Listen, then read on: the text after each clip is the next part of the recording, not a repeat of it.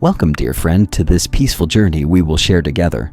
Tonight, we will explore the gentle wisdom of ancient Zen teachings, timeless truths that have guided seekers toward inner peace for thousands of years. Feel free to share what time it is where you are and where you are listening from. I am honored to guide you through a collection of profound and calming Zen stories, each one holding a key to unlocking the deep tranquility that already exists within you. These are not merely bedtime tales to help you drift away. They are invitations to transformation, whispers from awakened hearts who discovered something essential about the nature of peace and contentment.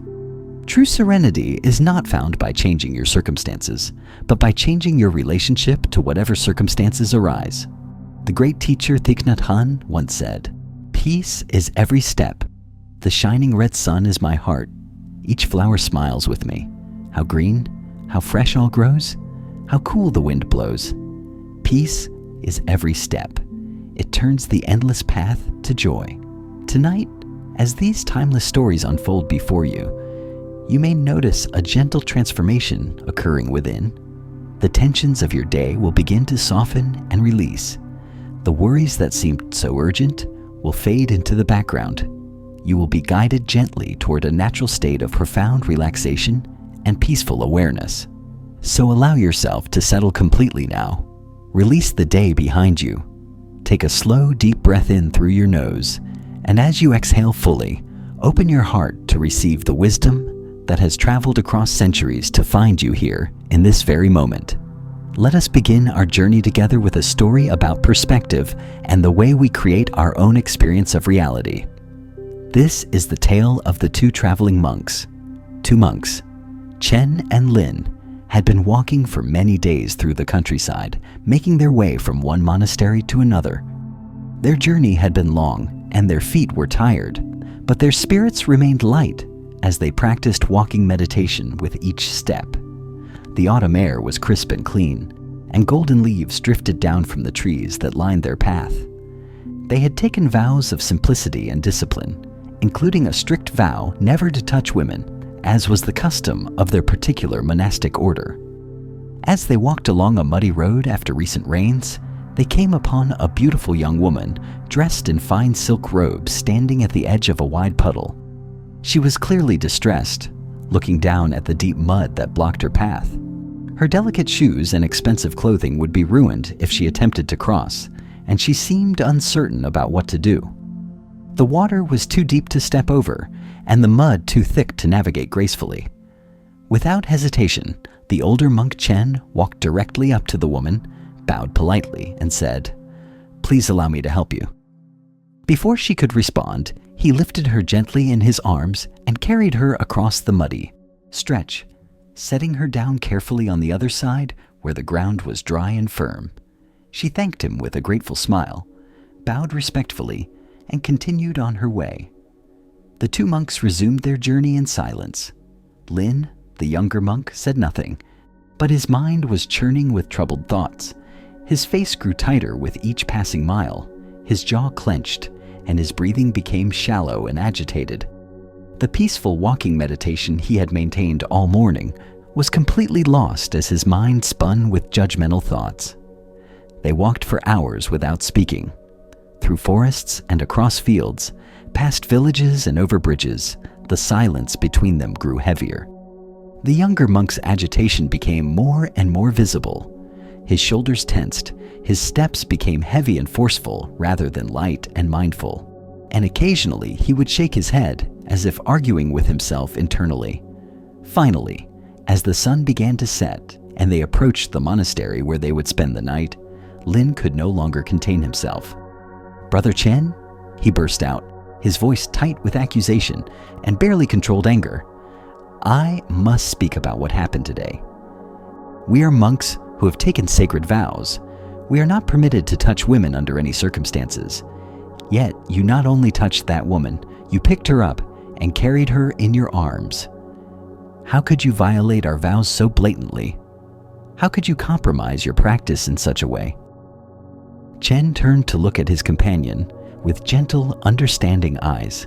His face showed no defensiveness, no irritation, only compassion for the suffering he saw in the younger monk. After a moment of quiet consideration, he replied softly, "Brother Lin, I set that woman down many hours ago. Why are you still carrying her?" In that instant, Lin felt the full weight of the burden he had been carrying since morning. Not the physical weight of the woman, but the much heavier weight of his judgment, his rigid thinking, his attachment to rules over compassion, his mental replay of the event again and again. While Chen had performed a simple act of kindness and immediately released it, moving on with his mind clear and peaceful, Lin had been carrying the woman for hours in his thoughts, creating his own suffering through his inability to let go. The Buddha once taught, holding on to anger is like grasping a hot coal with the intent of throwing it at someone else. You are the one who gets burned. This ancient wisdom illuminates perfectly what Lin experienced during those hours of silent walking. He believed he was protecting the purity of their monastic practice, but in reality, he was creating his own inner torment through rigid attachment to form over substance. What emerges from this story is a profound teaching about the nature of mental burden and the way we perpetuate our own suffering.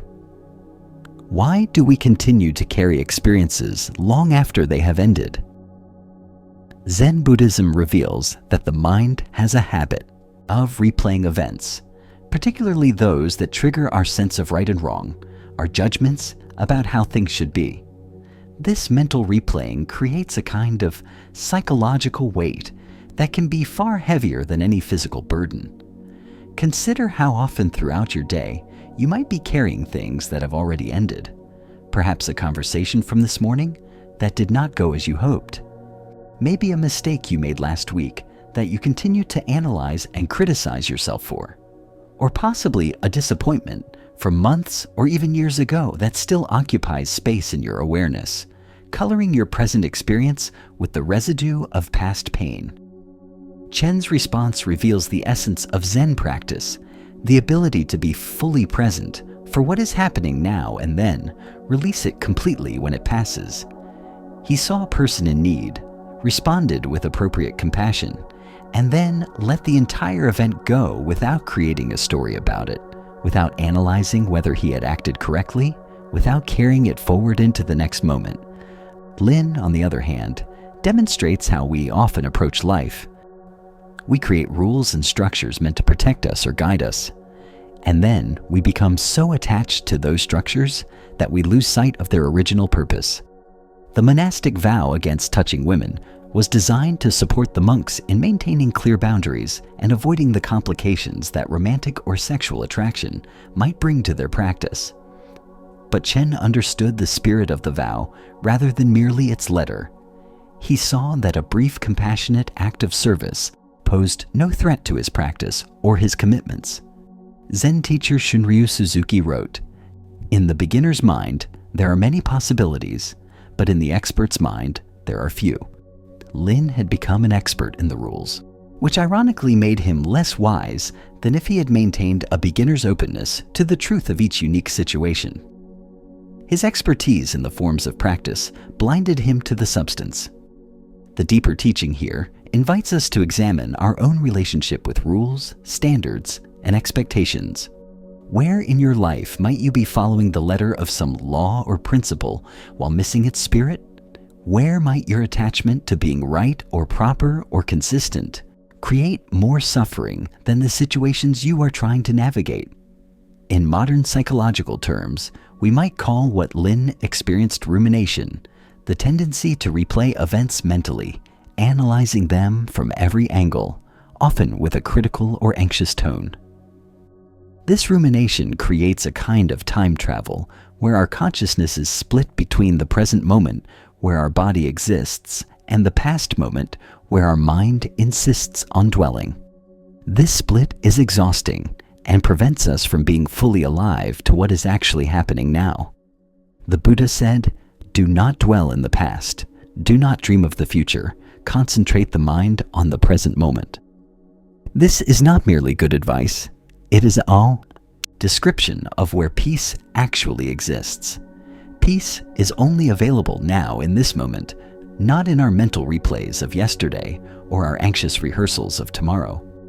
Tonight, as you become aware of the various experiences you may still be carrying from earlier today or from days past, can you feel the weight of that carrying? Can you sense how much energy it requires to keep those stories alive in your mind? And most importantly, can you give yourself permission to set them down just as Chen set the woman down hours before Lin even thought to question it? The practice here is not about becoming careless or learning nothing from experience. We can extract wisdom from past events without carrying their emotional weight forward. We can learn from mistakes without endlessly punishing ourselves for having made them. We can acknowledge that something difficult happened without forcing ourselves to relive it mentally again and again. As you prepare for deep rest tonight, imagine yourself like Chen, responding fully to whatever each moment requires, and then releasing it completely when that moment passes. Feel the lightness that comes from walking forward unburdened by the weight of hours, days, or years of accumulated mental baggage. The woman was set down long ago. It is time to stop carrying her. Let us now turn to a story about the wisdom of acceptance and working with reality as it is rather than as we wish it to be. This is the teaching of the muddy road and the master's gift. Master Tanzan and his student Aikido were traveling together through the countryside during the rainy season. The roads were treacherous, thick with mud that sucked at their sandals with each step. Dark clouds hung low in the sky, and a steady drizzle made everything damp and uncomfortable. Despite the difficult conditions, both monks maintained their practice of mindful walking, treating each step as a meditation, each breath as a return to presence. As they came around a bend in the road, they encountered a sight that would test their practice in an unexpected way. A beautiful young woman stood at the edge of a particularly difficult section of road where the mud was especially deep and wide.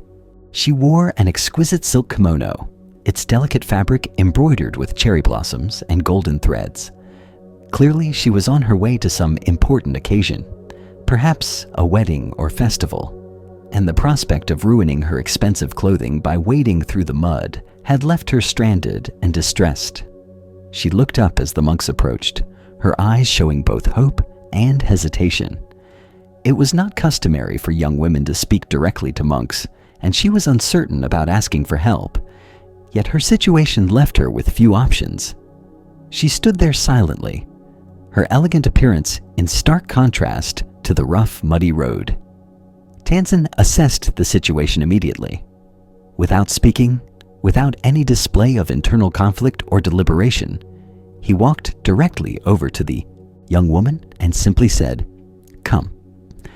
Then he lifted her onto his back and carried her across the worst section of muddy road, his strong legs finding stable footing where she would have certainly fallen. When they reached dry ground on the other side, he gently set her down, bowed slightly, and continued walking without looking back. The young woman called out her thanks, her voice filled with genuine gratitude and relief. But Tanzan gave no sign of having heard. He had already moved on, his mind fully present to the next step on the path ahead. His student Aikido followed behind him, his face a mask of carefully controlled neutrality, but internally his mind had begun its relentless work of judgment and analysis. They walked on through the afternoon, the rain continuing its steady rhythm. Aikido's mind, however, found no peace in that rhythm. His thoughts spun in circles of confusion, judgment, and barely suppressed outrage. How could his master have touched a woman so casually? How could he have held her so close to his body? Did this not violate everything they had been taught about proper conduct for monks? What would the elders say if they knew? Had his master's wisdom somehow failed him in that moment? Hours passed. The rain stopped. The sun broke through the clouds, creating shimmering reflections on the wet leaves. Birds emerged to sing their evening songs. The world offered countless opportunities for presence and appreciation, but Aikido noticed none of it. His mind remained locked in the past, replaying the scene by the muddy road again and again, each replay adding new layers of interpretation and judgment. As evening approached and they neared the temple where they would stay for the night, Ekido could no longer contain his confusion and concern. He had been the master's student for many years, had tremendous respect for Tanzan's wisdom and realization. Yet this event seemed to contradict everything he thought he understood about his teacher's character and commitment to monastic discipline. "Master," Ekido finally said, his voice strained with the effort of maintaining a respectful tone while feeling such internal agitation. "I must speak about what happened today. That woman back on the road, you carried her. You held her in your arms. I have been deeply troubled by this all afternoon. How could you do such a thing? We have strict rules about contact with women. I do not understand how this action aligns with our vows and our practice." Tanzan stopped walking and turned to face his student.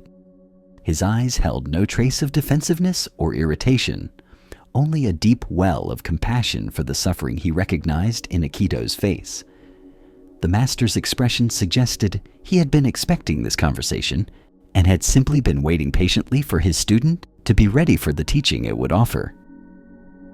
"My dear Ekido," Tanzan said gently, his voice as soft as the evening breeze, "I left the woman back there on the road hours ago, as soon as her need had been met. But you, it seems, are still carrying her. Tell me, which of us has actually violated the spirit of our practice?" The words struck Ekido like a thunderbolt. In an instant, he saw the full reality of what had occurred. His master had responded to a simple human need with direct, uncomplicated compassion, and then had released the entire event immediately, his mind clear and untroubled. Ekido, meanwhile, had been carrying not just the memory of the woman, but a heavy load of judgment, analysis, worry, and mental story-making that had poisoned his entire afternoon and prevented him from being present to the beauty and practice opportunities that surrounded him with each step. The Dalai Lama teaches us, if a problem is fixable, if a situation is such that you can do something about it, then there is no need to worry. If it is not fixable, then there is no help in worrying. There is no benefit in worrying whatsoever. This wisdom speaks directly to Ekido's afternoon of mental torment. The situation with the woman had been addressed and completed. No problem remained except the one Ekido created through his own mental processes. What emerges from this teaching is the profound difference between the mind that clings and the mind that flows. Why do we hold on to events, replaying them mentally long after they have concluded? Zen Buddhism points to our tendency to create stories about our experiences rather than simply having the experiences and releasing them. We add layers of interpretation, judgment, comparison, and meaning-making that transform simple events into complex dramas that continue to occupy our mental and emotional space for hours, days, or even years after the actual events have ended. Consider the mechanism of this mental carrying. Tanzan saw a person in need.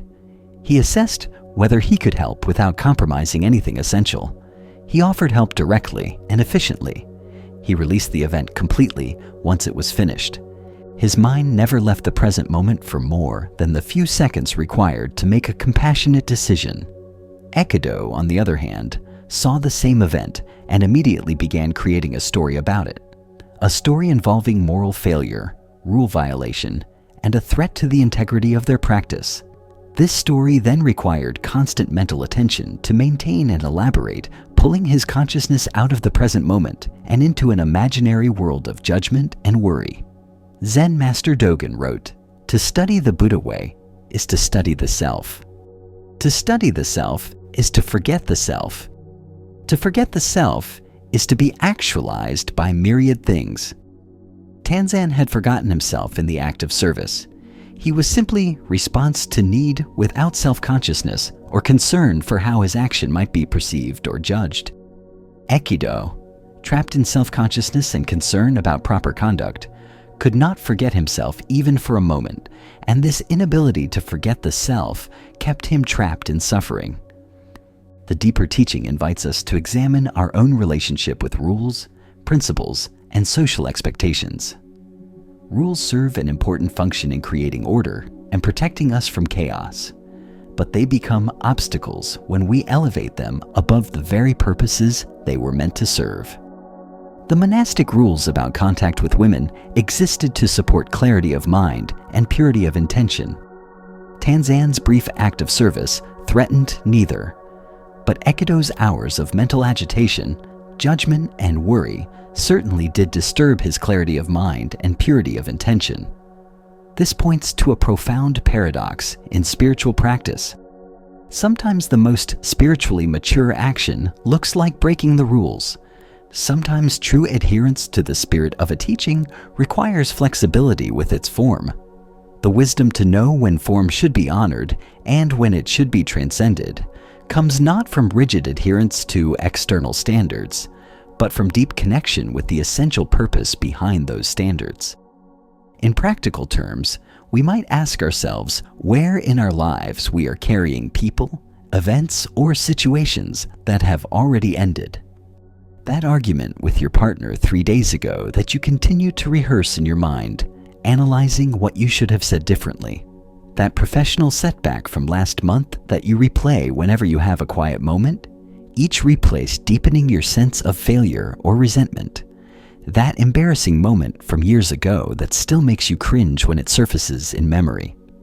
The Buddha taught, "You will not be punished for your anger. You will be punished by your anger." Similarly, we are not punished for the events that happen to us, but by our inability to release them after they have passed. The punishment is the carrying itself, the exhausting work of keeping the past alive through constant mental replay. Tonight, as you prepare to release into sleep, imagine yourself standing at that muddy crossroads. You can pick up the heavy burden of everything that happened today and carry it with you into your rest, or you can set it down right there on the road and walk forward unburdened. The events themselves are already gone, only your thoughts about them remain, and thoughts can be released as easily as breath. The practice here is simple, but not easy.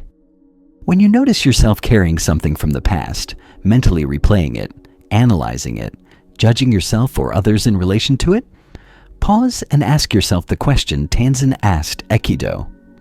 Why am I still carrying this? Then make the conscious choice to set it down. You may need to make this choice many times with the same thought or memory, as the mind's habit of picking up and carrying is deeply ingrained. But each time you choose to release, you strengthen your capacity for present moment awareness and peace. As you drift towards sleep tonight, feel the relief of setting down every burden, every worry, every judgment you have been carrying. Like Tanzan walking lightly down the road, his mind clear and his heart at peace. Allow yourself to move forward unburdened by the weight of hours, days, or years of accumulated mental baggage. The woman was set down long ago. It is time to stop carrying her. Let us continue our exploration with a story about the nature of suffering and how we often create difficulties for ourselves through misunderstanding. This is the teaching of the farmer and his horse. There was once a farmer who lived in a small village at the edge of vast grasslands. He was not wealthy, but he was not poor either. He had enough land to grow food for his family, a modest house that sheltered them from the elements, and one horse, a magnificent animal that helped him plow his fields and transport his goods. In that time and place, a good horse was worth a fortune, representing not just transportation, but the difference between prosperity and poverty. His neighbors often commented on his good fortune in possessing such a valuable animal. One morning, the farmer awoke to discover that the horse had broken through the fence during the night and run away into the wild grasslands. His neighbors gathered around, shaking their heads in sympathy and dismay. "What terrible luck," they said to him. "You have lost your most valuable possession. This is such misfortune. How will you plow your fields now? How will you transport your harvest to market? This is truly a disaster for you and your family." The farmer listened to their words of sympathy and concern, but his face remained calm and neutral. He simply replied, "Maybe so, maybe not. We shall see." His neighbors found this response strange, even callous. Clearly, this was a significant loss, yet he seemed unmoved by it, neither distressed nor particularly concerned. They walked away, shaking their heads at his odd demeanor, wondering if perhaps the shock of the loss had affected his ability to recognize its severity. Several days later, something unexpected occurred. The lost horse returned, and it was not alone. It had found a small herd of wild horses in the grasslands and had led them back to the farm. Now, instead of one horse, the farmer had 6. The wild horses were strong and healthy, and with some patient training, they would multiply his capacity for work many times over. What had seemed like a devastating loss had transformed into an extraordinary gain.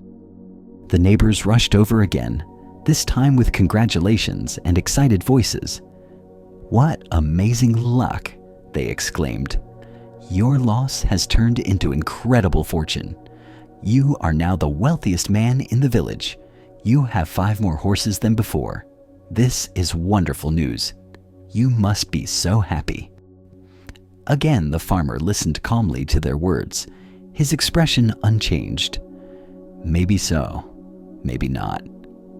We shall see," he replied with the same equanimity he had shown when the horse first disappeared.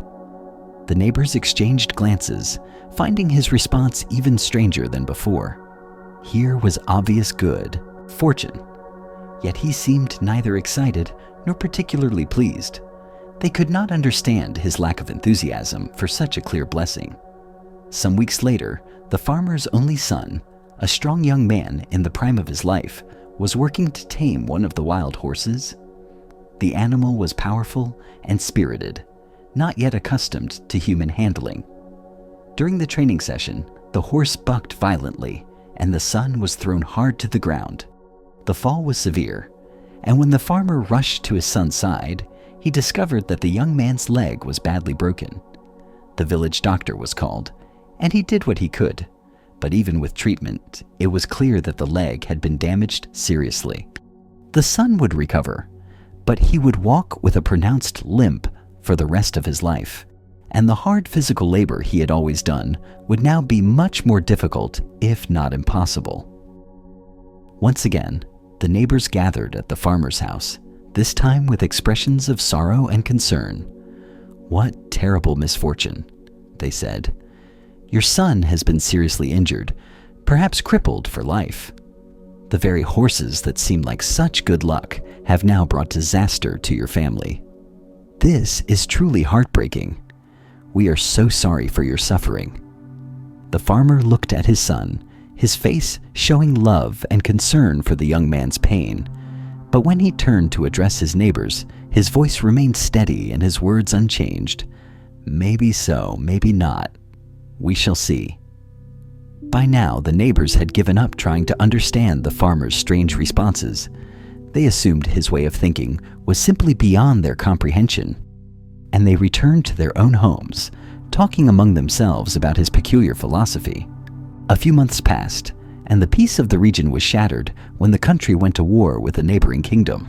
The emperor's soldiers swept through every village, conscripting all the able-bodied young men to serve in the army. It was a brutal war, and everyone knew that most of those taken would never return home. The soldiers would face terrible dangers, harsh conditions, and the likelihood of death on the battlefield. When the soldiers came to the farmer's village, they went from house to house, taking every healthy young man they could find. The sounds of weeping mothers and despairing fathers filled the air as families were torn apart. But when the soldiers came to the farmer's house and saw his son with his badly broken leg and permanent limp, they passed him by. He was unfit for military service and therefore would not be conscripted. The neighbors, whose own sons had been taken away, perhaps never to be seen again, came to the farmer's house with new understanding. "You were right all along," they said. their voices heavy with grief for their own losses. What seemed like terrible luck when your son broke his leg has turned out to be the thing that saved his life. He alone among all the young men of the village will remain here safe. Your wisdom in not judging these events as simply good or bad has proven true.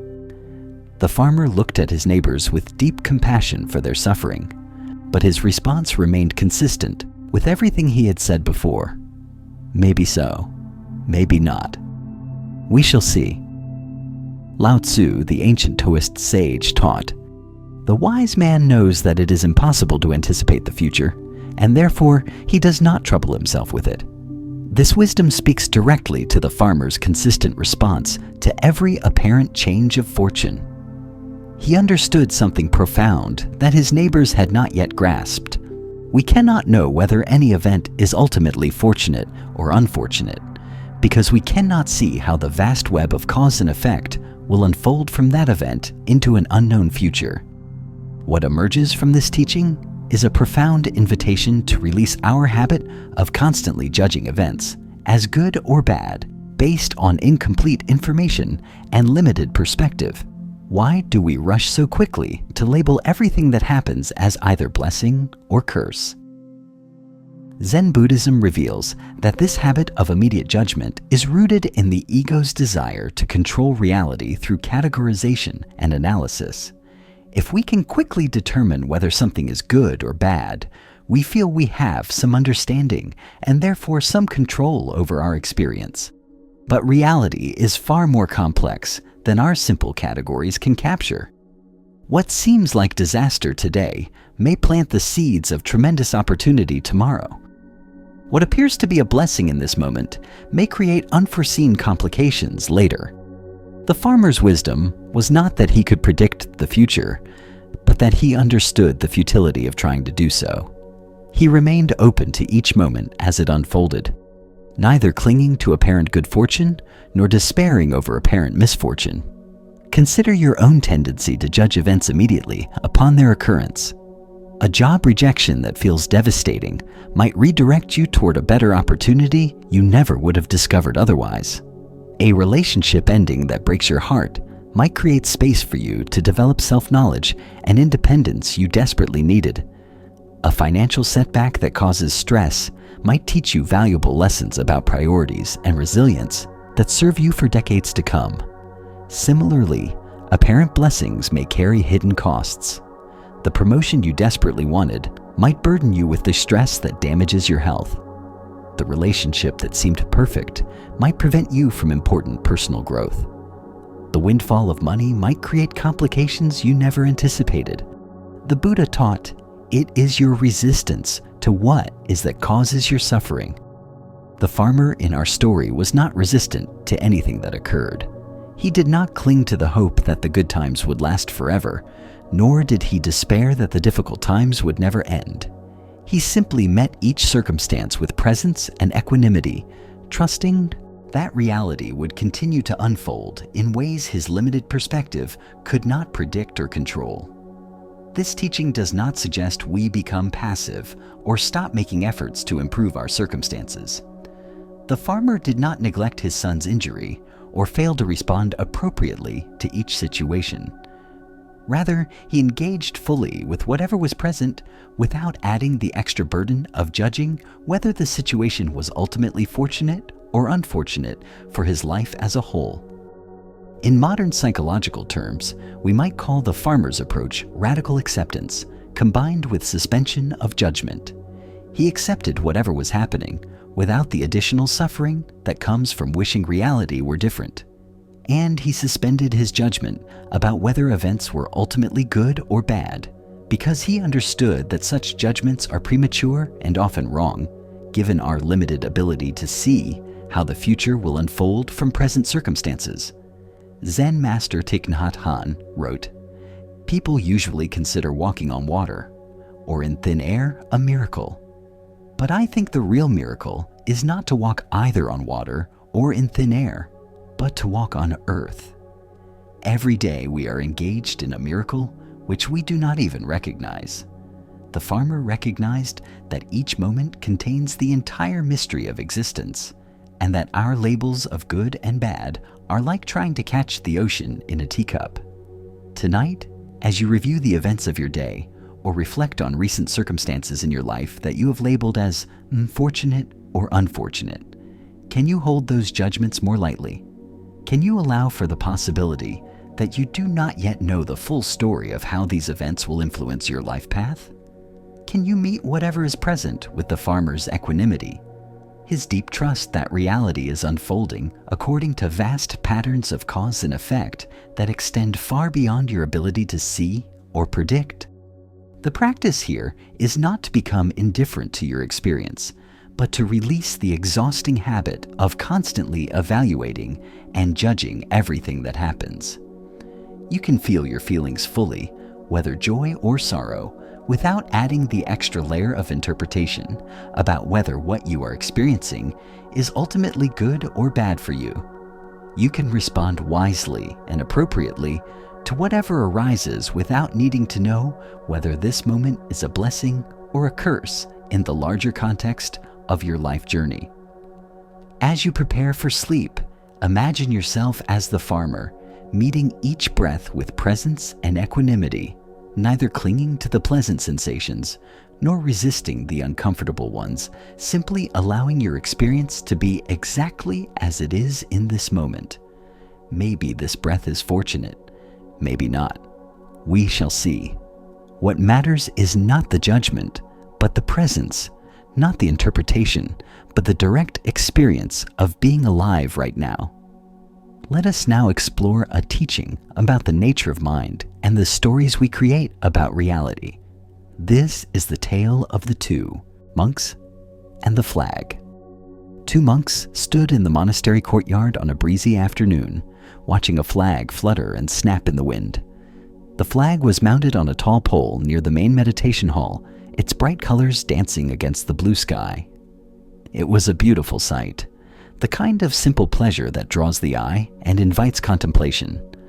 But what began as peaceful observation soon turned into an earnest disagreement between the two monks. "Look at that flag moving," said the first monk, his voice carrying the confidence of someone stating an obvious truth. "See how it waves and ripples in the wind. The movement of the flag is quite remarkable today." The second monk shook his head with equal certainty. "You are mistaken, brother. The flag is not moving. It is the wind that moves. The flag is merely responding to the wind's movement. Without the wind, the flag would hang still. Therefore, it is the wind that moves, not the flag." "No, no," the first monk insisted, his voice rising slightly as he became more invested in proving his point. "You can clearly see the flag moving. Look at it with your own eyes, whether there is wind or not. What we observe is the flag's movement. The flag is definitely what is moving. But the flag has no capacity for movement on its own," the second monk argued, his tone becoming more heated. "It is an inanimate object. The movement originates with the wind, which has force and energy. The flag is simply the visible evidence of the wind's movement. To say the flag moves is to miss the true cause of what we observe." Their voices grew louder as each became more entrenched in his position. Other monks began to gather, some nodding in agreement with one monk, some with the other. The debate continued for many minutes, with neither monk willing to concede the point. Each was certain he had grasped the truth of the situation, and each felt frustrated that the other could not see what seemed so obvious. "The flag moves," the first monk declared with finality. "The wind moves," the second monk countered with equal firmness. Back and forth they went, their peaceful afternoon transformed into an intellectual battle, their equanimity disturbed by their attachment to being right about something that had seemed so simple at first glance. The sixth patriarch, Huineng, happened to be walking through the courtyard during this heated exchange. He was one of the most revered Zen masters of his time, known for his profound realization and his ability to cut through confusion with simple, direct teaching. He overheard the debates and paused to listen for a moment, understanding immediately both what the monks were arguing about and the deeper confusion that fueled their disagreement. Finally, he approached the two arguing monks and the small crowd that had gathered around them. His presence commanded immediate attention, and the debate fell silent as everyone turned to hear what wisdom the patriarch might offer to settle this dispute. "Venerable brothers," the patriarch said gently, his voice carrying compassion rather than criticism, "it is not the flag that moves. It is not the wind that moves. It is your minds that move." The courtyard fell into profound silence. The two monks stood frozen, their arguments suddenly revealed as elaborate constructions of their own thinking rather than descriptions of objective reality.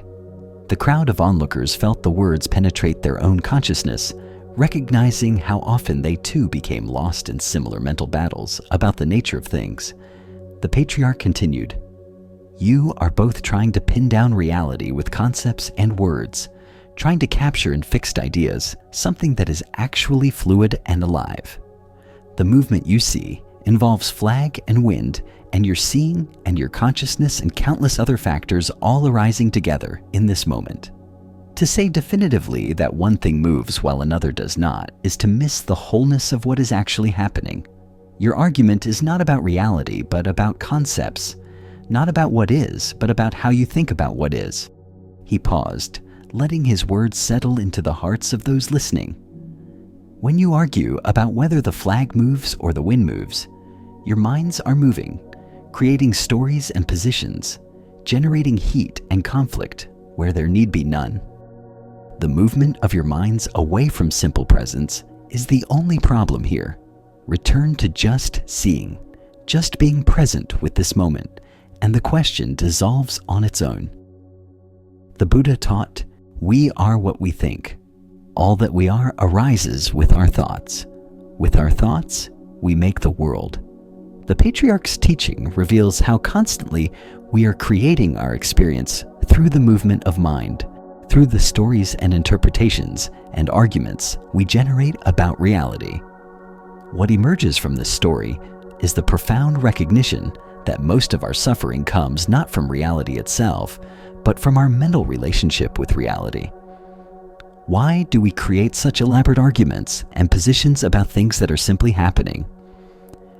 Zen Buddhism points to the mind's addiction to conceptualization, to its habit of trying to freeze the fluid dance of existence into fixed categories that we can then debate and defend. The two monks began with a simple observation of something beautiful, a flag moving in the wind. But within moments, their minds had transformed this direct experience into an intellectual problem that needed solving. Each became attached to his particular interpretation, his particular way of conceptualizing what he was seeing, and this attachment created conflict where none existed in the original experience. Consider how often you do something similar in your daily life. You have a direct experience of something, a conversation with a friend, an event at work, a sensation in your body, and almost immediately your mind begins telling stories about it, creating interpretations, making judgments, building elaborate structures of meaning. These mental movements then become more real to you than the original experience itself. You live in the story about what happened rather than in the direct knowing of what happened. The Buddha said, "The mind is everything. What you think, you become." When the monks were arguing about flag and wind, they became arguers.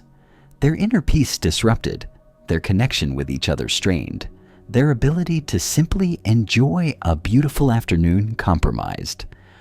All of this happened not because of the flag or the wind, but because of the movement of their minds. Zen Master Huangpo taught, "The foolish reject what they see, not what they think. The wise reject what they think, not what they see." The monks had rejected what they saw, the simple, direct experience of a flag in the wind, in favor of what they thought, their concepts and theories about what was really moving. The patriarch invited them to return to just seeing, to meet reality directly without the intermediary of conceptual interpretation. The deeper teaching points to something profound about the nature of consciousness itself. There is seeing happening. There is awareness of movement and color and form. These direct experiences require no interpretation, no conceptualization, no argument. They are simply what is present. But then the mind adds another layer, a layer of interpretation and story and meaning making. And suddenly, we are no longer in direct contact with our experience. We are living in our thoughts about our experience. In practical terms, this teaching invites us to notice the difference between direct experience and the stories we tell about that experience. When you feel an emotion, for instance, there is the direct sensation of the emotion in your body, the tightness in your chest, the warmth in your face, the flutter in your stomach. This is direct experience. Then your mind adds a story, I shouldn't feel this way, or this feeling means something is wrong, or I need to get rid of this feeling immediately. These stories are the movement of mind, and they often create more suffering than the original emotion itself. Similarly, when someone says something to you, there is the direct experience of hearing their words and seeing their expression. Then your mind immediately adds interpretation, they don't respect me, or they are criticizing me, or they are trying to help me. These interpretations may or may not be accurate, but they definitely are movements of your mind, creations of your thinking, not pure reflections of objective reality. Tonight, as you notice thoughts arising about your day, about your life, about yourself and others, can you recognize these thoughts as movements of mind rather than truths about reality? Can you hold your interpretations and stories lightly, knowing they are constructions of consciousness rather than direct reports of what is? Can you find your way back to direct experience, to just seeing, just hearing, just feeling without the elaborate superstructure of meaning-making that the mind so quickly builds? The patriarch was not saying that thinking is bad or that we should never use concepts and ideas. Concepts serve important functions in allowing us to navigate life, communicate with each other, plan for the future, and learn from the past. But when we mistake our concepts for reality itself, when we become so attached to our ideas that we argue about them and suffer over them and let them destroy our peace, we have lost touch with what Zen calls original mind, the clear awareness that exists before and beneath all conceptualization. As you prepare for sleep, notice how even the process of trying to fall asleep can become an arena where mind creates unnecessary movement. I should be asleep by now, the mind says, or I'm not relaxing properly, or tomorrow will be difficult if I don't sleep soon. These are all movements of mind, stories about what is happening rather than direct presence with what is happening. Can you return to just lying here, just breathing, just being aware without needing to interpret or judge or fix your experience? The flag moves, the wind moves, the mind moves, and underneath all this movement, there is something that does not move, the awareness itself that knows all these movements. As you drift towards sleep, let your attention rest not on the movements, but on the awareness that knows them, and in that resting, find the peace that exists before the mind begins its constant motion of stories and interpretations and arguments about what is real. Now let us explore a teaching about generosity and the spirit of true giving. This is the story of the wealthy merchant and the beggar's gift. In a prosperous trading city, where silk and spices flowed through busy marketplaces, there lived a merchant named Wei, who had accumulated considerable wealth through many years of shrewd business dealings. His warehouses were full of valuable goods. His house was filled with fine furniture and art, and his reputation as a successful businessman was known throughout the region. Wei was also known as a generous man who made regular contributions to temples and occasionally gave money to beggars on the street. One morning, as Wei was walking through the market district, dressed in his finest robes and followed by servants carrying his purchases, he encountered an old beggar sitting against a wall. The beggar's clothes were little more than rags. His bowl contained only a few grains of rice, and his body was thin from chronic hunger. Despite his obvious poverty and need, the beggar's face held a certain dignity, and his eyes were clear and present. Wei reached into his silk purse and pulled out a silver coin, more than the beggar would typically receive in many days. He dropped the coin into the beggar's bowl with a flourish, making sure that passers-by noticed his generous act. The coin clinked against the nearly empty bowl, and several people nearby saw the merchant's charity and nodded approvingly. "May you find a good meal with this," Wei said loudly enough for others to hear, feeling pleased with himself for his generosity. He expected the beggar to bow deeply and offer profuse thanks, to acknowledge the merchant's superior position and his kindness in sharing some of his abundance. But the beggar surprised him. Instead of bowing or expressing elaborate gratitude, the old man simply looked up at Wei with gentle eyes, smiled warmly, and said, "Thank you, friend. May your kindness return to you many times over." Wei felt a slight sting of disappointment. The beggar's response seemed insufficient, given the magnitude of the gift. There was no recognition of the sacrifice Wei had made, no acknowledgement of his higher status, no display of the humble gratitude he had expected. Still, Wei walked on, reminding himself that he had done a good deed regardless of how it was received. Many years passed, and the wheel of fortune turned in unexpected ways.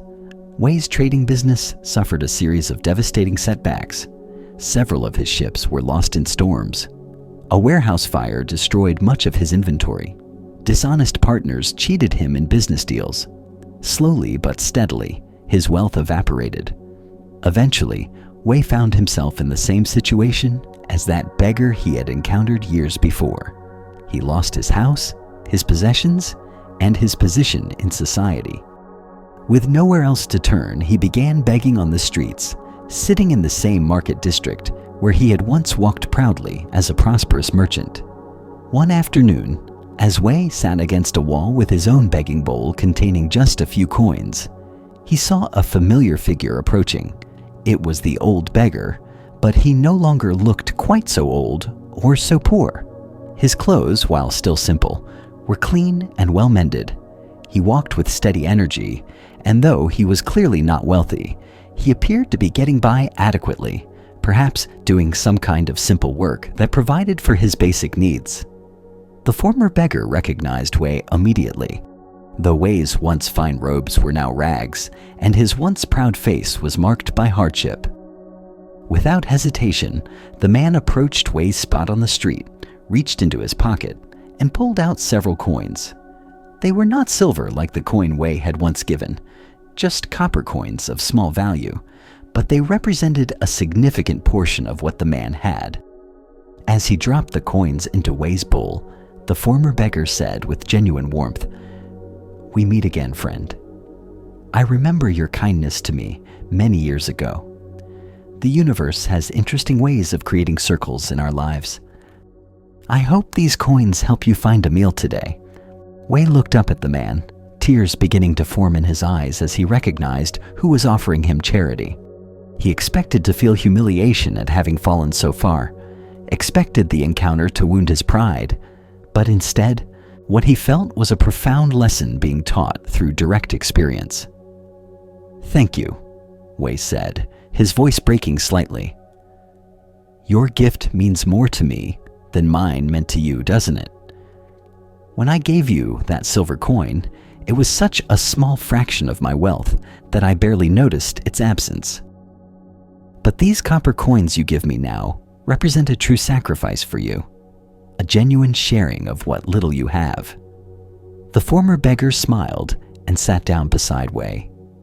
"You are beginning to understand something important, friend. When you gave me that coin years ago, you gave from your surplus, from your overflow. It was generous, and it helped me, and I was truly grateful. But I could tell that you gave partly to be seen as generous, partly to feel good about yourself, and the giving cost you nothing of real significance." He paused, letting Wei absorb this gentle observation. "Today, I give you these few coins, and they represent a real portion of what I have. I give them not to be seen or praised, not to feel superior, but simply because I remember hunger and I see someone experiencing it now. This is the difference between charity from surplus and generosity from the heart. The first is easy and asks little of us. The second requires us to feel genuine connection with another's need and to give in a way that means something to us. Jesus taught, "For everyone to whom much is given, from him much will be required." But perhaps the deeper truth is that real giving is not measured by the size of the gift, but by what the gift costs the giver. The widow's mite meant more than the wealthy man's gold. What emerges from this teaching is an invitation to examine our relationship with generosity and the spirit in which we give. Why do we give? Zen Buddhism asks us to look honestly at our motivations. Are we giving to be seen as generous? To feel good about ourselves? To fulfill some sense of obligation? Or are we giving from genuine connection with another being's need? From authentic compassion that feels their suffering as somehow connected to our own experience? Consider the different kinds of giving you engage in. When you donate money to charity, does it represent a meaningful sacrifice or just an easy disposal of surplus? When you give time to help someone, are you fully present with them or partly elsewhere, thinking about what you could be doing instead? When you offer a compliment or word of encouragement, does it come from genuine appreciation or from social obligation? The Buddha taught, generosity brings happiness at every stage of its expression. We experience joy in forming the intention to be generous. We experience joy in the actual act of giving something. And we experience joy in remembering the fact that we have given. But this teaching assumes generosity that comes from authentic connection rather than ego gratification. Wei's original gift to the beggar was not wrong or worthless. It did provide needed help, and there was some goodness in the act. But it lacked the quality of true generosity because it cost Wei nothing significant and because his motivation was mixed with desire for recognition and a subtle sense of his own superiority. He was giving down from his elevated position to someone lower, maintaining and even reinforcing the distance between them rather than recognizing their fundamental equality as human beings. The former beggar's gift to Wei, though smaller in monetary value, was far greater in spiritual value because it came from genuine empathy and represented a real sacrifice. He gave from his poverty to someone in poverty, recognizing their shared humanity and their shared vulnerability to life's uncertainties. There was no pride in his giving, no seeking of recognition, no subtle reinforcement of hierarchy. Zen master Thich Nhat Hanh wrote, "The most precious gift we can offer others is our presence. When mindfulness embraces those we love, they will bloom like flowers." The quality of presence and genuine connection in our giving matters more than the quantity or value of what we give. In practical terms, this teaching invites us to examine several aspects of our giving. First, our motivation. Why am I giving this gift, this time, this help, this money? If the honest answer includes seeking recognition, feeling superior, or obligating the recipient to feel grateful, then the giving is mixed with ego and lacks the purity of true generosity. Second, our sacrifice. Does this gift cost me something that matters? Not necessarily money, but perhaps time I would prefer to spend another way, attention I would rather direct elsewhere, or resources I might genuinely miss. Giving from surplus requires little of us spiritually.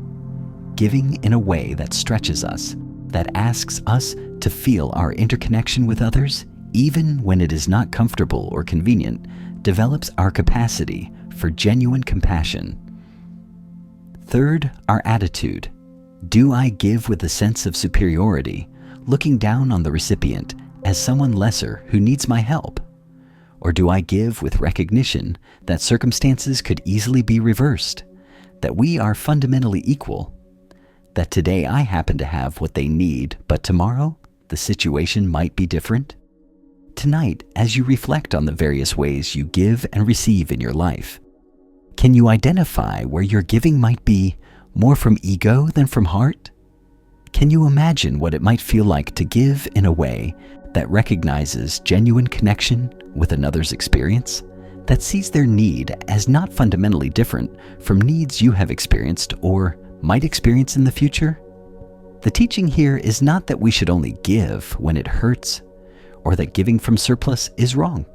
Rather, it is an invitation to expand our capacity for generosity beyond the easy giving that costs us nothing significant, to develop the kind of compassionate giving that comes from genuine empathy and willingness to sacrifice something that matters to us. As you prepare for sleep, consider that rest itself can be a form of generosity. When you allow yourself to truly rest, to release the day's efforts and tensions, to give your body and mind the restoration they need, you are making yourself more available to give authentically to others tomorrow. You cannot give from an empty vessel. The generosity that comes from a rested heart is more genuine than the charity that comes from exhausted obligation. Let the giving go both ways. Receive this rest as a gift from life itself, not something you have earned or deserve, but simply something that is being offered to you now. And in receiving it fully, you practice the same quality of presence and openness that makes genuine giving possible. In a remote mountain village, where winter snows buried the pathways and families gathered around fires to share stories through the long dark nights, an elderly Buddhist teacher named Dorje lived with his grandson, a boy of 12 years named Lobsang. The boy had been troubled lately by conflicting emotions that seemed to war within him, pulling him in different directions and leaving him confused about his own nature. One evening as they sat by the fire, the orange flames casting dancing shadows on the stone walls, Lobsang finally found the courage to speak about what troubled him. "Grandfather," he began hesitantly, "I feel as though there are two different people living inside me. Sometimes I am kind and patient, helping others and feeling peaceful.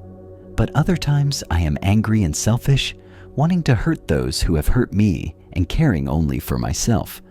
Which one is the real me? Am I good or am I bad?" Dorje looked at his grandson with eyes that held both wisdom and tremendous compassion.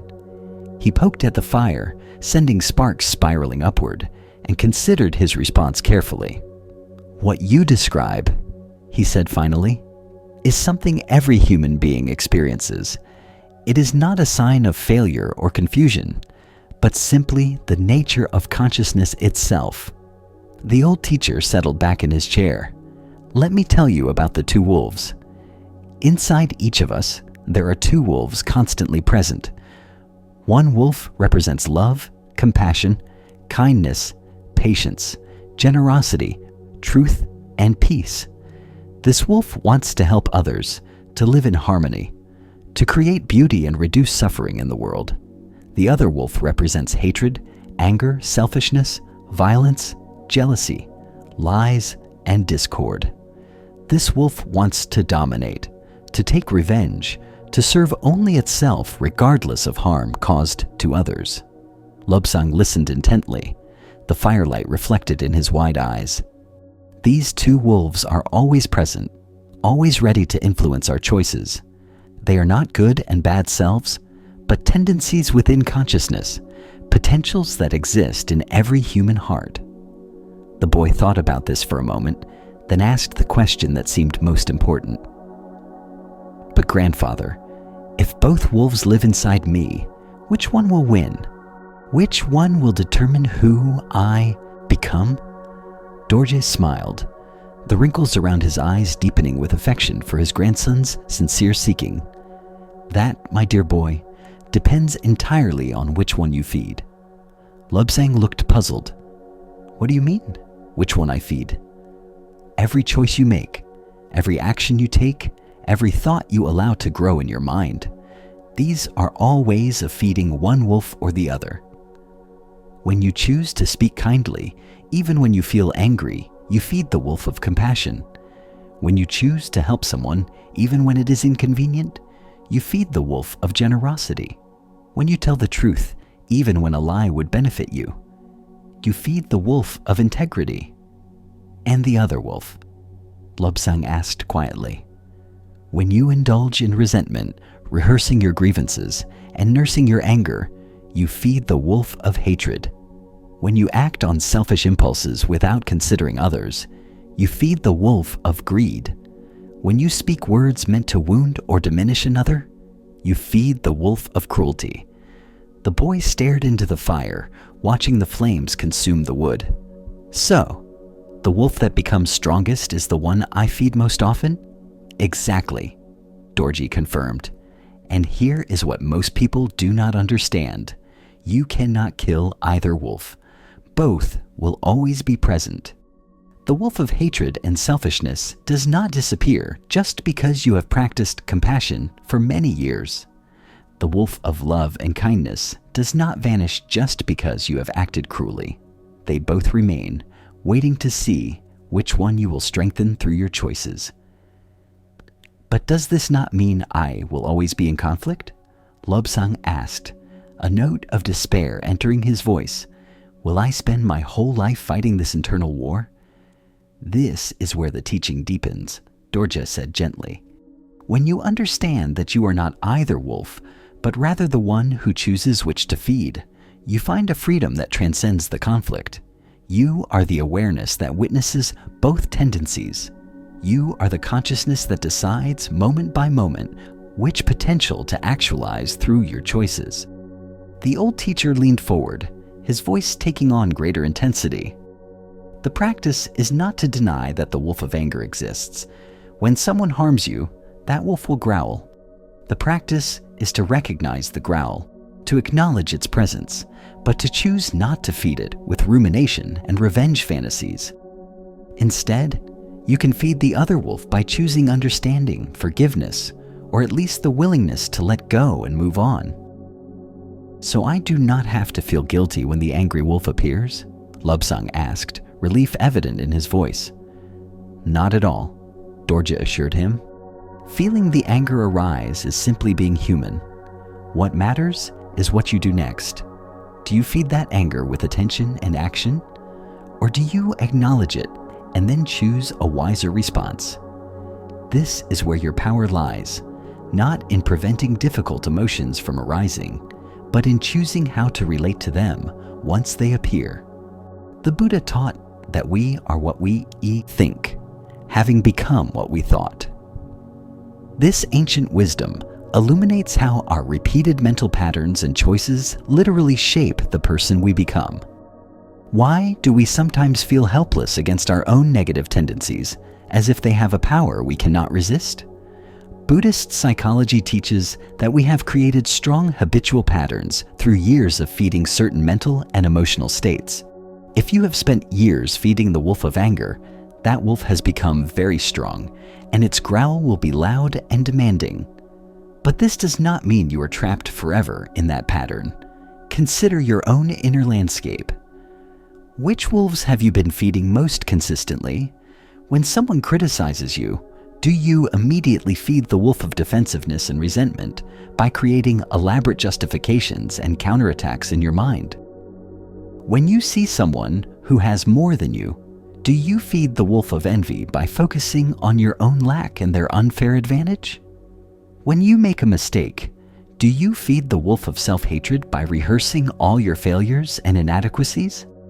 Or do you recognize these tendencies as natural arising in consciousness, acknowledge them without judgment, and then choose to feed different wolves? Can you feed the wolf of self-compassion when you make mistakes? Can you feed the wolf of sympathetic joy when others succeed? Can you feed the wolf of patient understanding when others act unskillfully? The teaching here is profoundly empowering because it places responsibility and agency squarely in our own hands. We are not victims of our emotions or prisoners of our past conditioning. While we cannot control which emotions arise, we have tremendous influence over which ones we strengthen through our attention and action. Thich Nhat Hanh taught that the quality of our life depends on the seeds we water. Every moment we are watering either seeds of suffering or seeds of happiness.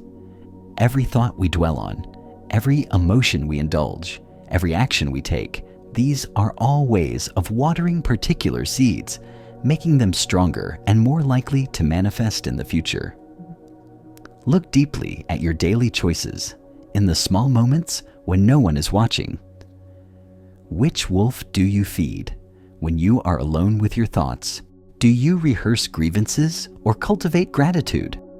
When you have the opportunity to help someone with no recognition or reward, do you choose generosity or indifference?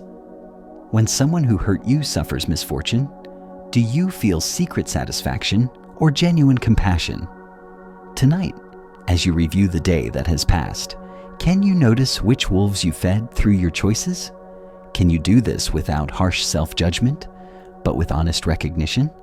And can you set an intention for tomorrow to make choices that feed the wolves you wish to strengthen?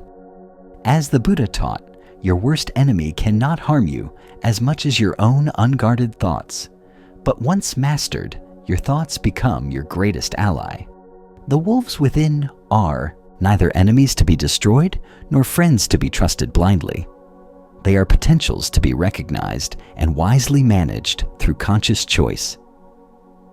Let us now turn to a story about the nature of obstacles and what they reveal about our readiness.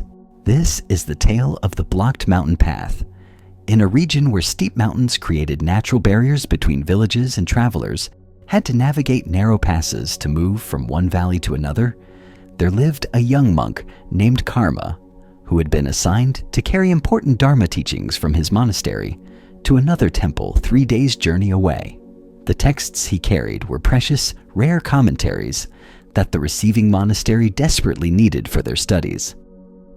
Karma took his responsibility seriously and set out with determination to complete his mission despite the challenging terrain. The first day of travel went smoothly. The weather was clear, the path was well maintained, and Karma made good progress through familiar territory. He spent the night at a small hermitage where a solitary practitioner offered him simple food and shelter. The second day began equally well, but by afternoon, as he climbed toward the high mountain pass that would lead down into the next valley, he encountered an unexpected obstacle. A massive boulder had fallen from the cliff face above, completely blocking the narrow path. The rock was far too large for one person to move, and the terrain on either side was too steep and unstable to allow passage around it. Karma stood before this obstacle with growing frustration. He had been making such good progress, and now this impossible barrier appeared just when he was so close to his destination. He tried pushing the boulder, but it would not budge even slightly.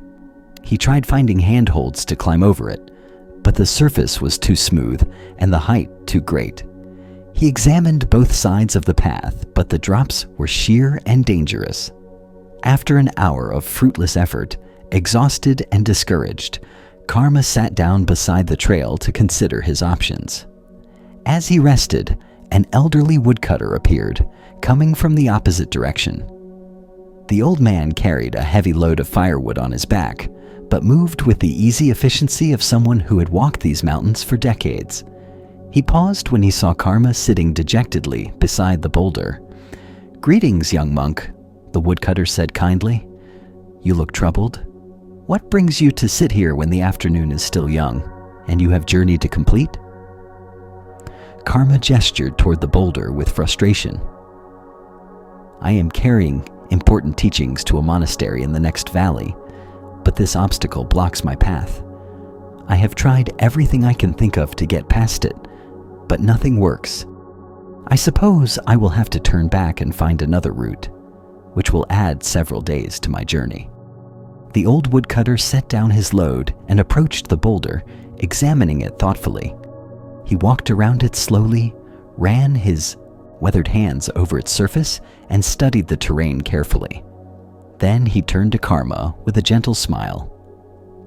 "Young monk," he said, "I have walked this path for 40 years, and I have seen this exact boulder block this exact passage at least a dozen times before. It falls from that weak point of the cliff whenever we have heavy rains, and I will tell you a secret. There is no way for one person alone to move it or pass it safely." Karma's shoulders slumped further. "So, I must turn back? All my efforts wasted? Not at all, the woodcutter replied. Come, I will show you something. He led Karma about 20 paces back down the trail to a point where a very faint path branched off into the forest, so subtle that Karma had walked right past it without noticing. This path, the woodcutter explained, was created long ago by people who understood that the main route sometimes becomes blocked. It winds through the forest, climbs a different way around the mountain, and rejoins the main path beyond the boulder. It is steeper and more challenging, but it is passable. More importantly, it teaches something valuable to those who walk it. What does it teach? Karma asked, his spirits beginning to lift. It teaches that obstacles are not punishments or signs of failure. They are invitations to find new ways, to develop capabilities you did not know you possessed, to discover paths that remain hidden until you actually need them. The easy main route teaches you nothing new. But this alternative path, precisely because it is more challenging, will strengthen your legs, sharpen your attention, and show you aspects of the mountain you would never see from the common trail. The woodcutter continued, every monk who has carried teachings across this mountain pass has eventually encountered this boulder. Those who saw it as nothing but an obstacle to be overcome through force exhausted themselves and learned nothing. Those who saw it as a teacher pointing them toward a different way found that the alternative path prepared them to be better teachers themselves, because they arrived with not just the texts, but with the living experience of overcoming difficulty through flexibility and wisdom, rather than stubborn force. Karma bowed deeply to the old woodcutter. Thank you for this teaching. I see now that I was focused only on my plan, my timeline, my preferred route. I did not consider that the obstacle might be showing me something important. The two men parted ways, and Karma took the hidden forest path. The woodcutter had been right. It was steeper and more demanding, requiring careful attention to every step. But as he climbed, Karma saw waterfalls he would have missed on the main trail. He discovered a small shrine hidden in a grove of ancient trees. He encountered wildlife that the busier path had driven away.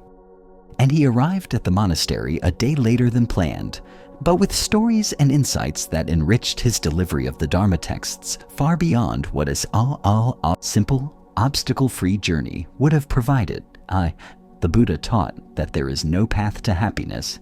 Happiness is the path.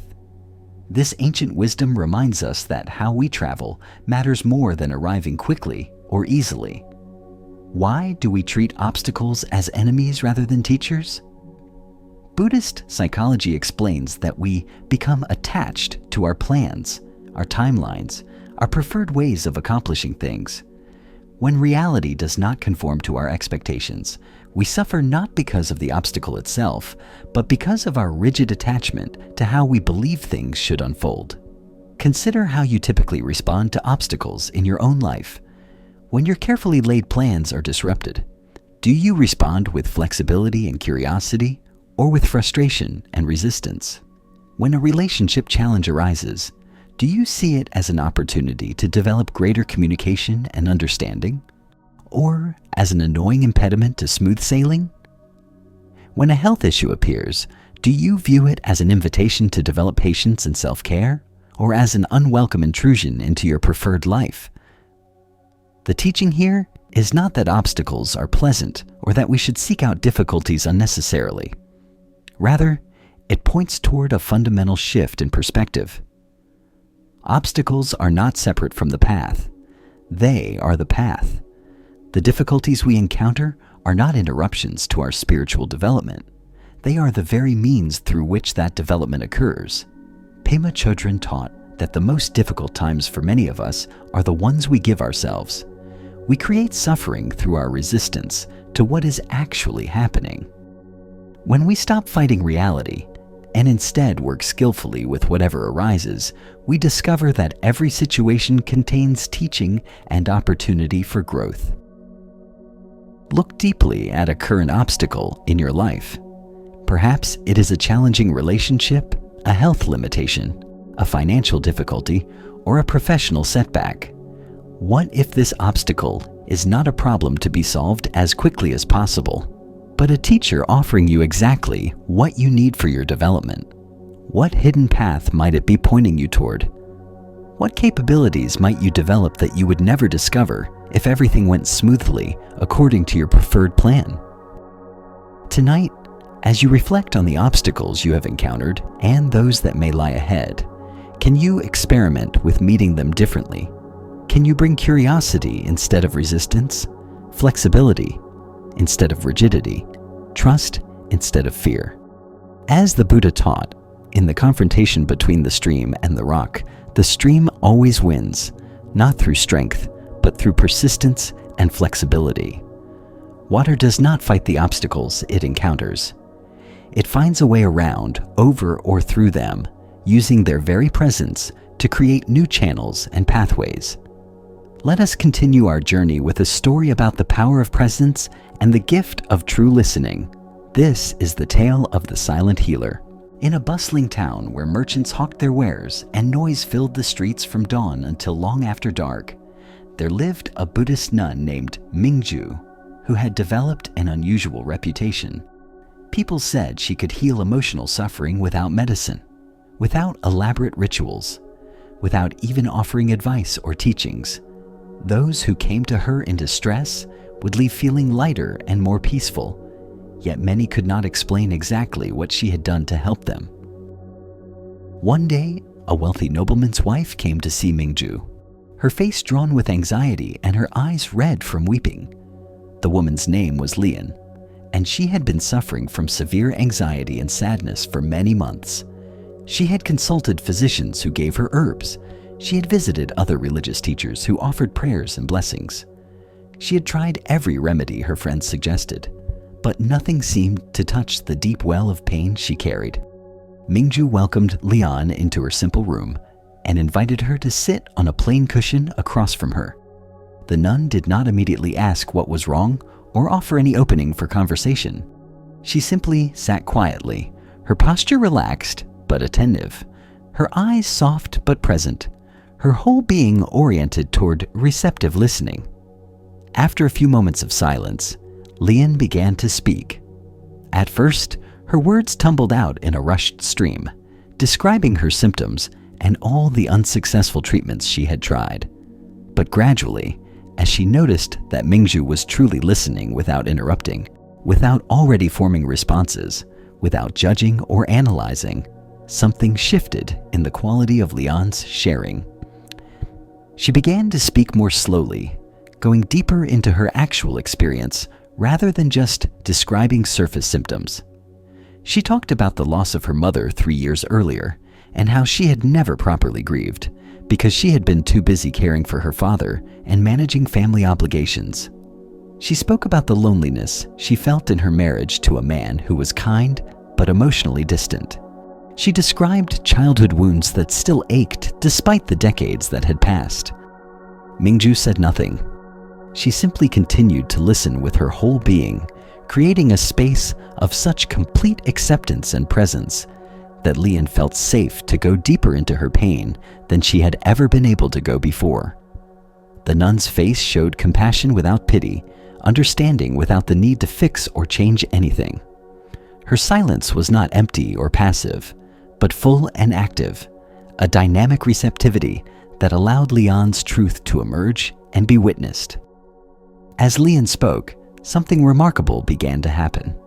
Tears came, sometimes gently, sometimes in great heaving sobs, but these were not the frightening, overwhelming tears she had been holding back for so long. These were cleansing tears, healing tears, tears that carried away some of the pain she had been holding in her body and heart. And Mingju sat with her through all of it, neither rushing her to stop crying nor encouraging her to cry more, simply being present with whatever arose. After a long while, Lian's words slowed and eventually stopped. She sat in silence, feeling somehow emptier and lighter than she had in years. The constant chatter of her anxious mind had quieted. The tight knot in her chest had loosened. She looked at Mingju with wonder. "You have not said anything," Leon observed. "You have not given me advice or teachings or medicine. Yet I feel more helped than by all the physicians and teachers I have consulted." "How is this possible?" Mingju smiled gently and finally spoke. "When you came to others seeking help, what did they do?" Leon thought for a moment. "They talked, mostly.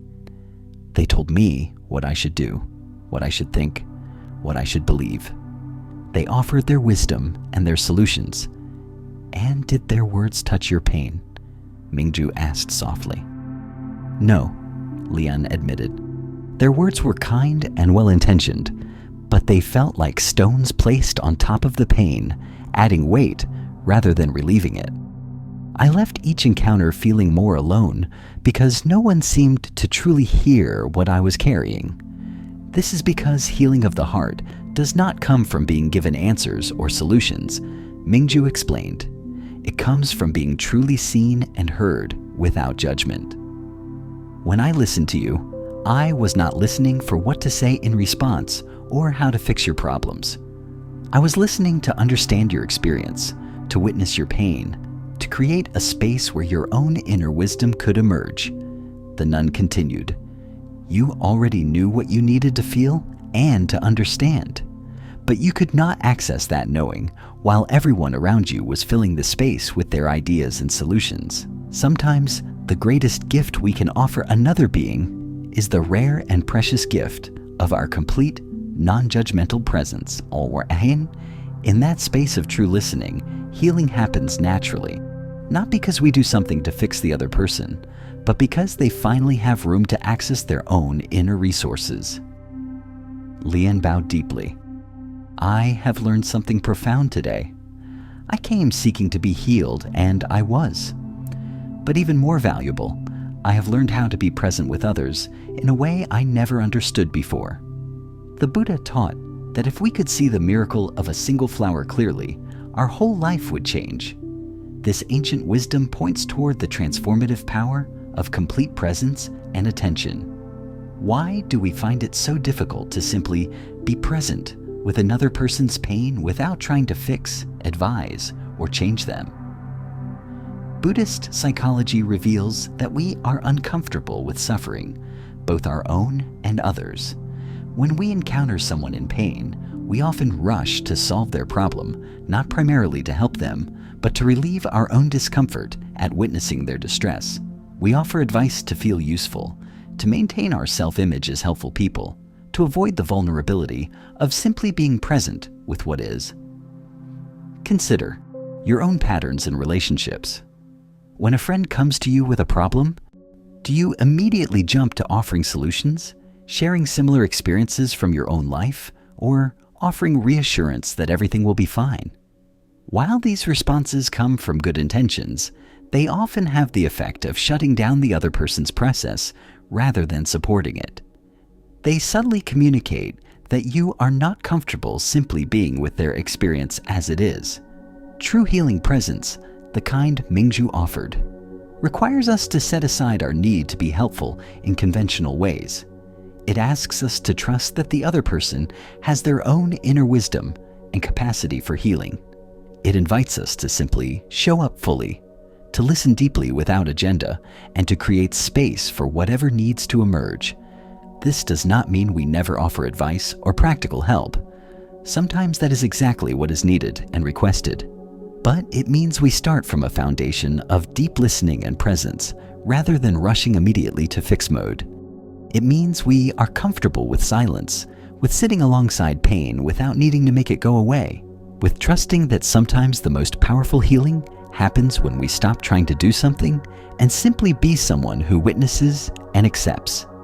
Jack Kornfield taught that the things that matter most in our lives are not fantastic or grand. They are the moments when we touch one another, when we are there in the most attentive or caring way. This points to the profound impact of simple presence. Look deeply at how you show up in your relationships. Do you truly listen when others speak? Or are you already formulating your response? Do you allow silence and stillness? Or do you feel compelled to fill every pause with words? Can you be comfortable with another person's tears, anger, or confusion? Or do you need to quickly move them to a more comfortable emotional place? Tonight, as you consider the relationships in your life, can you identify one where you might practice Mingju's quality of presence? Can you experiment with simply listening fully without needing to respond, fix, or change anything? Can you trust that your complete attention is itself a profound gift? As the Buddha taught, when you realize how perfect everything is, you will tilt your head back and laugh at the sky. This perfection includes pain and difficulty, not because they are pleasant, but because they are part of the wholeness of human experience. When we can be present with all of it without judgment or the need to fix, we discover a healing power that transcends any technique or treatment. Let us now explore a story about humility and the wisdom that comes from recognizing our limitations. This is the tale of the scholar and the teacup. In the capital city, where great universities attracted brilliant minds from across the land, and intellectual discourse was considered the highest form of achievement, there lived a scholar named Wei who had mastered numerous Buddhist texts. He could recite sutras from memory, debate philosophical points with sophisticated precision, and his commentaries on ancient teachings were widely respected among academics. Yet, despite all his knowledge, Wei felt a nagging sense that something essential was missing from his understanding.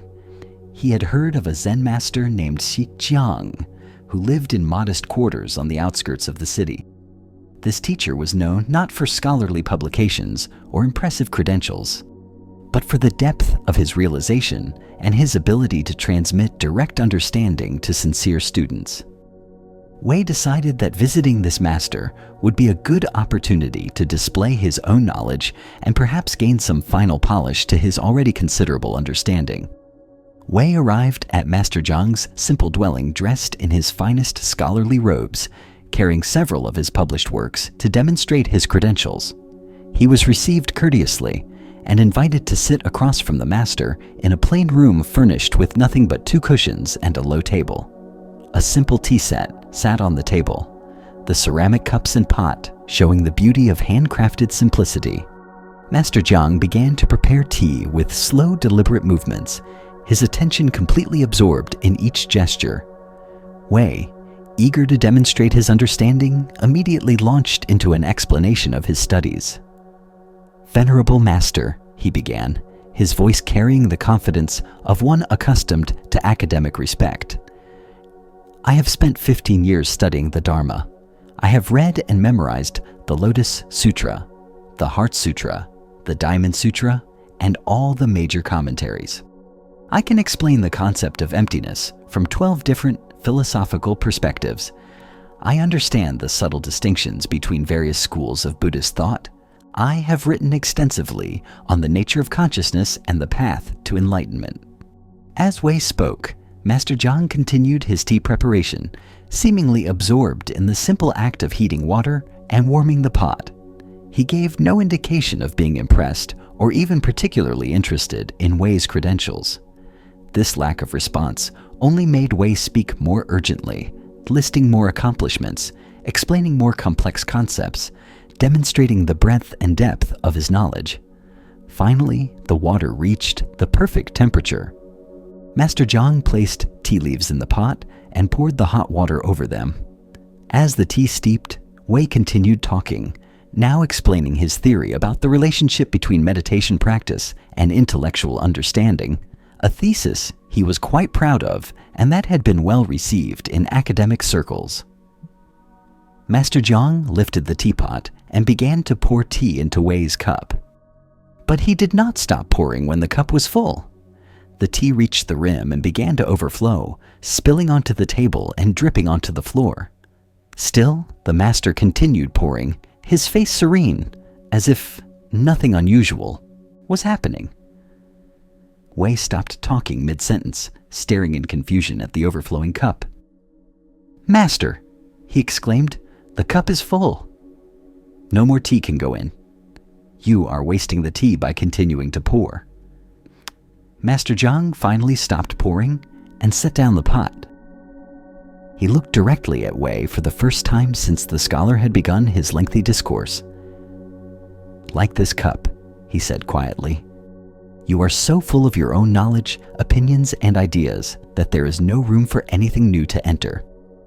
How can I show you the Dharma when you have no space to receive it?" Wei felt as though he had been struck. In that moment, he saw himself clearly for the first time. He had come not to learn, but to be validated, not to receive teaching, but to display his own understanding. His mind was indeed like the overflowing cup, so packed with concepts and theories that direct experience had no way to penetrate. "I see," Wei said softly, his voice losing all its earlier confidence. "I have been studying about the Dharma, but I have not been practicing the Dharma. I know the words that describe awakening, but I do not know awakening itself. I can explain emptiness conceptually, but my cup is anything but empty." Master Jiang smiled with genuine warmth. "Now your learning can truly begin. Knowledge about the path is not the same as walking the path. Understanding concepts about enlightenment is not the same as being enlightened. You have built a beautiful mansion of ideas, but you have not moved into it and lived there. You have drawn elaborate maps, but you have not taken the journey." The master poured away the spilled tea and cleaned Wei's cup. Then he filled it again, this time stopping when it was appropriately full. "First," Jiang said, "you must empty your cup. Set aside everything you think you know. Come back to beginner's mind, to direct experience, to the simple reality of this moment. Only then can you receive the teaching that cannot be found in books or transmitted through concepts." Wei bowed deeply, touching his forehead to the floor. From this day forward, he said with genuine humility, "I am not a scholar, but a student. Please teach me how to empty my cup." The Buddha taught that it is better to travel well than to arrive. This ancient wisdom reminds us that intellectual understanding of the destination is not the same as making the journey itself. Why do we confuse knowing about something with actually knowing it directly? Buddhist psychology explains that the conceptual mind loves to collect information, to categorize and systematize understanding. This gives us a sense of mastery and control. But spiritual awakening is not a concept to be understood. It is a reality to be lived and experienced directly. Consider areas of your life where you might be like Wei, the cup so full of ideas and opinions that no new learning can enter. Perhaps you have read many books about meditation, but practice irregularly. Perhaps you can explain the theory of mindfulness perfectly, but rarely bring moment-to-moment awareness to daily activities. Perhaps you know all about compassion intellectually, but struggle to feel and express it authentically in relationships. The teaching here is not anti-intellectual or dismissive of study. Buddhist texts and teachings serve important purposes, pointing us toward truth and providing maps for the journey. But we must not mistake the finger pointing at the moon for the moon itself. We must not confuse the menu with the meal, the map with the territory, the description with the direct experience. Shunryu Suzuki taught that in the beginner's mind there are many possibilities, but in the expert's mind there are few. When we approach practice with the assumption that we already understand, we close ourselves to the direct revelation that can only come through humble openness and willingness to be surprised. Look deeply at your own relationship with knowledge and understanding. Where are you attached to being seen as knowledgeable or accomplished? Where does your identity depend on being the one who knows, who has answers, who can explain things? This attachment to the expert identity actually prevents the deeper learning that comes from admitting we do not know, from approaching each moment with fresh eyes, from allowing reality to teach us directly rather than filtering everything through our pre-existing conceptual frameworks. The practice of emptying the cup is ongoing, not a one-time event. Even after Wei's awakening to his own fullness, he would need to continue recognizing when his cup becomes full again, when new knowledge and attainment create fresh obstacles to direct seeing. This is why Zen emphasizes beginner's mind as a continuous practice, not a stage we move through and leave behind. Tonight, as you consider your own cups, the mental containers filled with opinions, beliefs, knowledge, and certainty, can you experiment with emptying them even briefly? Can you approach one area of your life with genuine not knowing, with curiosity and openness, rather than expertise and certainty? As the Buddha taught, doubt everything, find your own light. This does not mean rejecting wisdom or becoming cynical. It means holding all teachings lightly enough that direct experience can penetrate and transform us. It means maintaining enough humility to recognize that the deepest truths cannot be captured in concepts, only lived and known directly. Let us continue our journey with a story about acceptance and the freedom that comes from releasing our need to control outcomes. This is the tale of the farmer and the horse.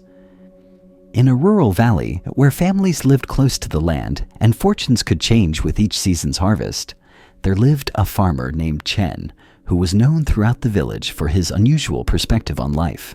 While his neighbors rushed to judgment about every event, declaring things good fortune or bad fortune with absolute certainty, Chen remained remarkably even-tempered regardless of what occurred.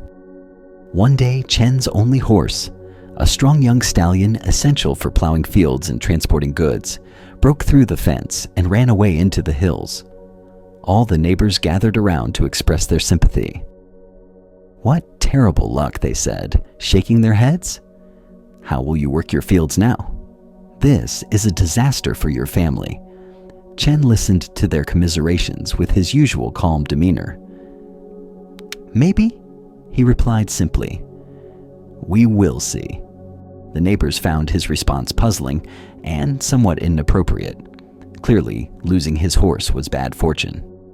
What else could it be? Several days later, the runaway horse returned, and following behind it were 3 wild horses, magnificent animals that had been running free in the mountains. Chen's son managed to lead all 4 horses into the repaired enclosure. Now Chen owned not 1, but 4 strong horses, a wealth of resources for a simple farmer. The neighbors rushed over again, this time with congratulations. "What wonderful luck," they exclaimed. "You have been blessed with great fortune. 4 horses where, before you had, only 1. This is marvelous." Chen accepted their excitement with the same equanimity he had shown during their earlier sympathy. "Maybe," he said again. "We will see." The following week, Chen's son was training one of the wild horses when the animal bucked unexpectedly, throwing the young man to the ground. The fall broke his leg badly, requiring the bone setter to set it in splints. The son would be unable to walk or work for many months. Once again, the neighbors gathered with expressions of concern and sympathy. "This is such bad luck," they said. "Your only son is injured right when you need help with the harvest, and the injury may heal poorly, affecting him for life." What a tragedy. Chen tended to his son with gentle care and replied to the neighbors with his now familiar response. "Maybe. We will see." A few weeks later, military officers came through the valley conducting a forced conscription. All young men of appropriate age were being drafted to fight in a war that had erupted along the northern border. It was well known that the casualties in this conflict were terrible, and few who went to fight returned home. The officers went from house to house, taking young men away from their weeping families. When they came to Chen's house and saw his son lying with a badly broken leg, they left him behind. He was of no use to the military in his current condition. The neighbors who had lost their sons to the conscription came to Chen with tears still fresh on their faces. "Your son's injury, which we thought was such bad fortune, has saved him from almost certain death in the war," they said with new understanding. "You were wise not to judge it as simply bad luck. It turns out to have been good fortune after all." Chen, sitting beside his recovering son, offered them the same response he had given to every event. "Maybe. We will see." The Buddha taught that attachment is the root of suffering. This ancient wisdom illuminates how our constant judgments about whether events are good or bad create unnecessary mental and emotional turmoil. Why do we rush so quickly to label experiences as fortunate or unfortunate, good or bad, blessings or disasters? Buddhist psychology explains that the discriminating mind seeks to categorize and judge as a way of feeling that we understand and can predict our world.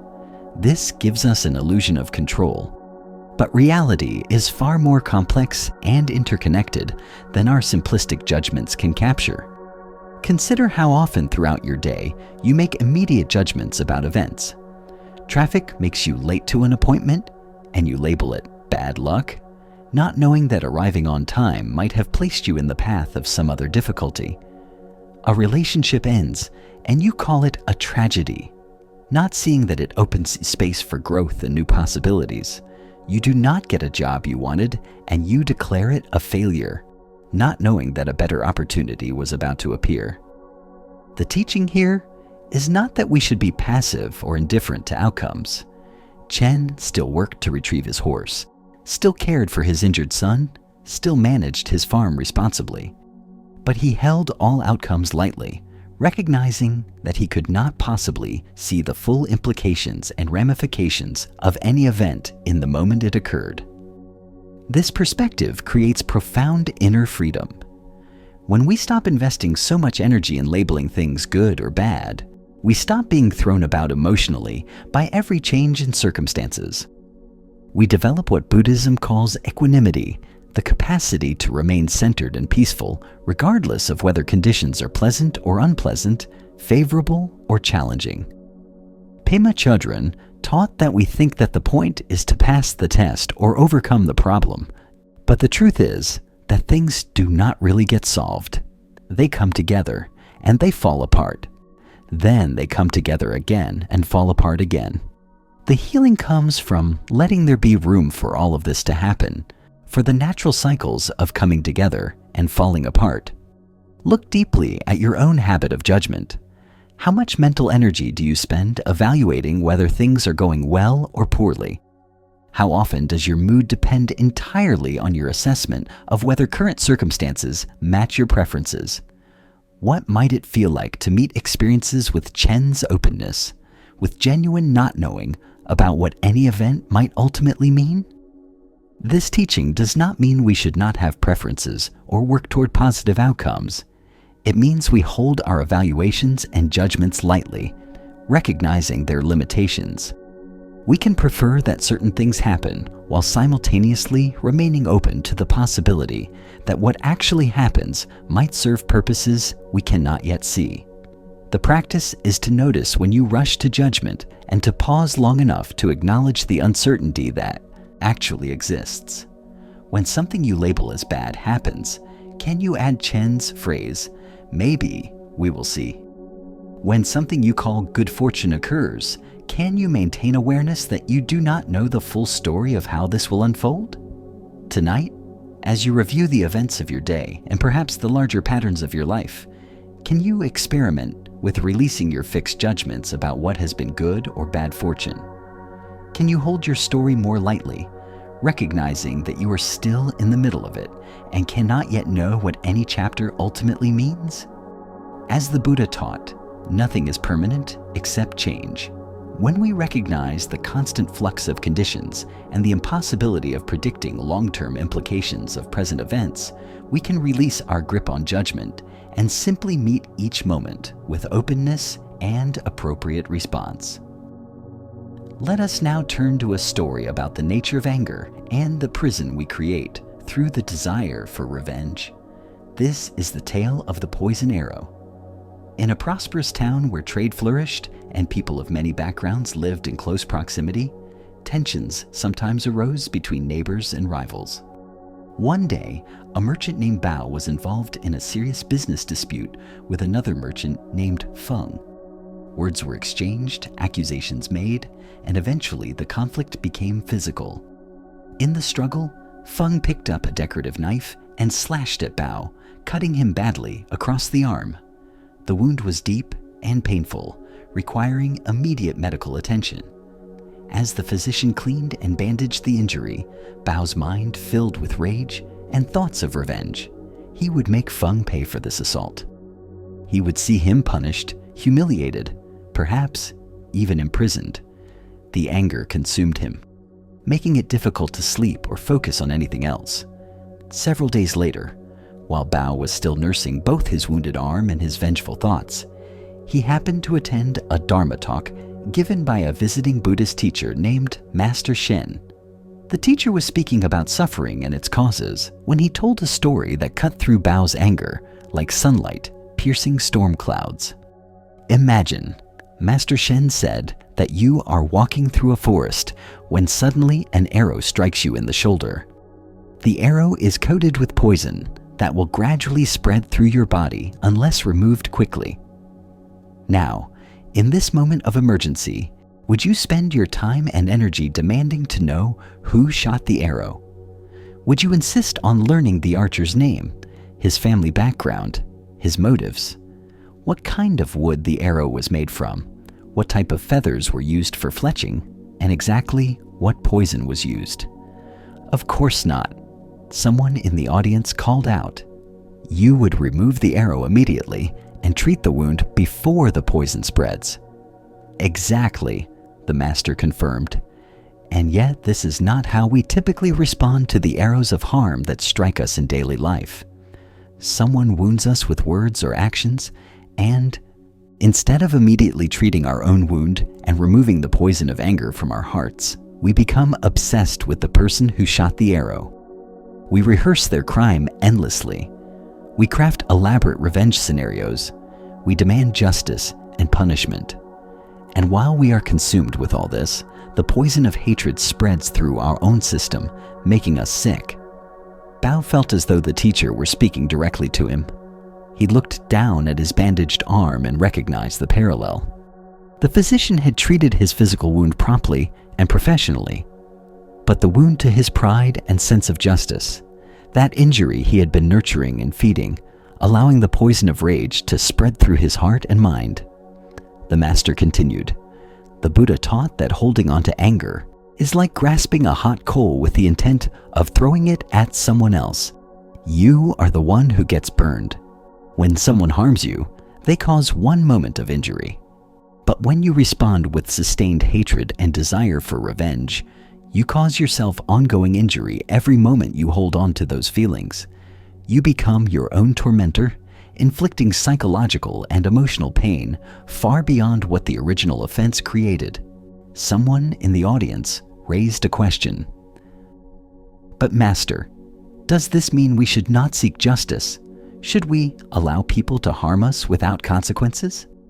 Master Shen shook his head. There is a difference between appropriate response and revenge, between justice and hatred, between protecting yourself and nursing grievances. You can take appropriate action to prevent future harm, to seek fair restitution, to establish proper boundaries. But you can do all these things without carrying poison in your heart. You can pursue justice from a place of clarity and principle, rather than from a place of vengeful rage. The teacher's eyes swept the audience with compassion. The question to ask yourself is this: does holding on to this anger serve any constructive purpose, or is it simply poisoning my own well-being? Will my hatred change what has already happened? Will my revenge fantasies heal my wound, or simply create new wounds? Am I using my energy to actually improve the situation? Or am I just spreading poison through my own system? Bao left the Dharma talk with a radically different perspective. He recognized that while Feng had caused the injury to his arm, Bao himself had been causing far greater ongoing injury to his own peace and well-being through his obsessive anger and revenge fantasies. The physical wound would heal in a few weeks, but the psychological wound he was inflicting on himself could continue for years if he allowed it. He made a conscious decision to remove the poison arrow of hatred from his own heart. This did not mean he thought Feng's action was acceptable or that there should be no consequences. He did pursue appropriate legal channels to address the assault, but he did so from a place of calm principle rather than burning rage. He stopped rehearsing the incident in his mind, stopped plotting elaborate revenge scenarios, and instead focused his energy on healing and moving forward with his life. Within days, Bao noticed a dramatic shift in his well-being. His sleep improved. His appetite returned. His relationships with family and friends became warmer because he was no longer radiating anger that affected everyone around him. The legal process took its course, and Feng faced appropriate consequences for his actions. But Bao's peace no longer depended on that outcome because he had already removed the poison from his own system. The Buddha taught that we are not punished for our anger, we are punished by our anger. This ancient wisdom reveals how hatred creates suffering primarily for the one who holds it. Why do we cling to anger and resentment even when we recognize they hurt us? Buddhist psychology explains that anger can feel empowering, creating an illusion that we are doing something about injustice. It can feel righteous, confirming our identity as good people who have been wronged by bad people. And it can feel like protection, as if staying vigilant in our anger will prevent future harm. But these are all illusions. Sustained anger does not empower us. It enslaves us to the person we are angry at, keeping us psychologically bound to them through our obsessive thoughts. It does not protect us. It actually impairs our judgment and decision-making capacity, and it does not make us better people. It makes us bitter, contracted, and less capable of the very compassion and wisdom we claim to value. Consider your own relationship with anger and resentment. Are there poison arrows you have left in your own heart? Old grudges you nurse? People you cannot forgive? Injustices you rehearse repeatedly in your mind? Each of these is poisoning your own system while having no effect whatsoever on the people you resent. The teaching here is not about condoning harmful behavior or becoming passive in the face of injustice.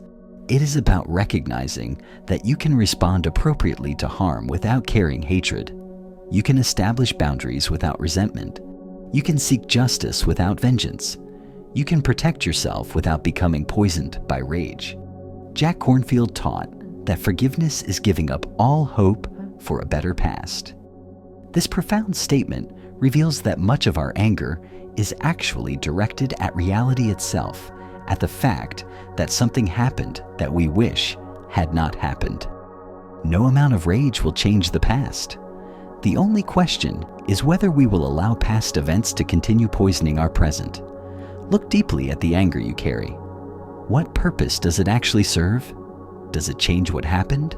Does it prevent future harm? Does it make you feel better? Or does it simply create ongoing suffering while giving you the illusion of doing something constructive?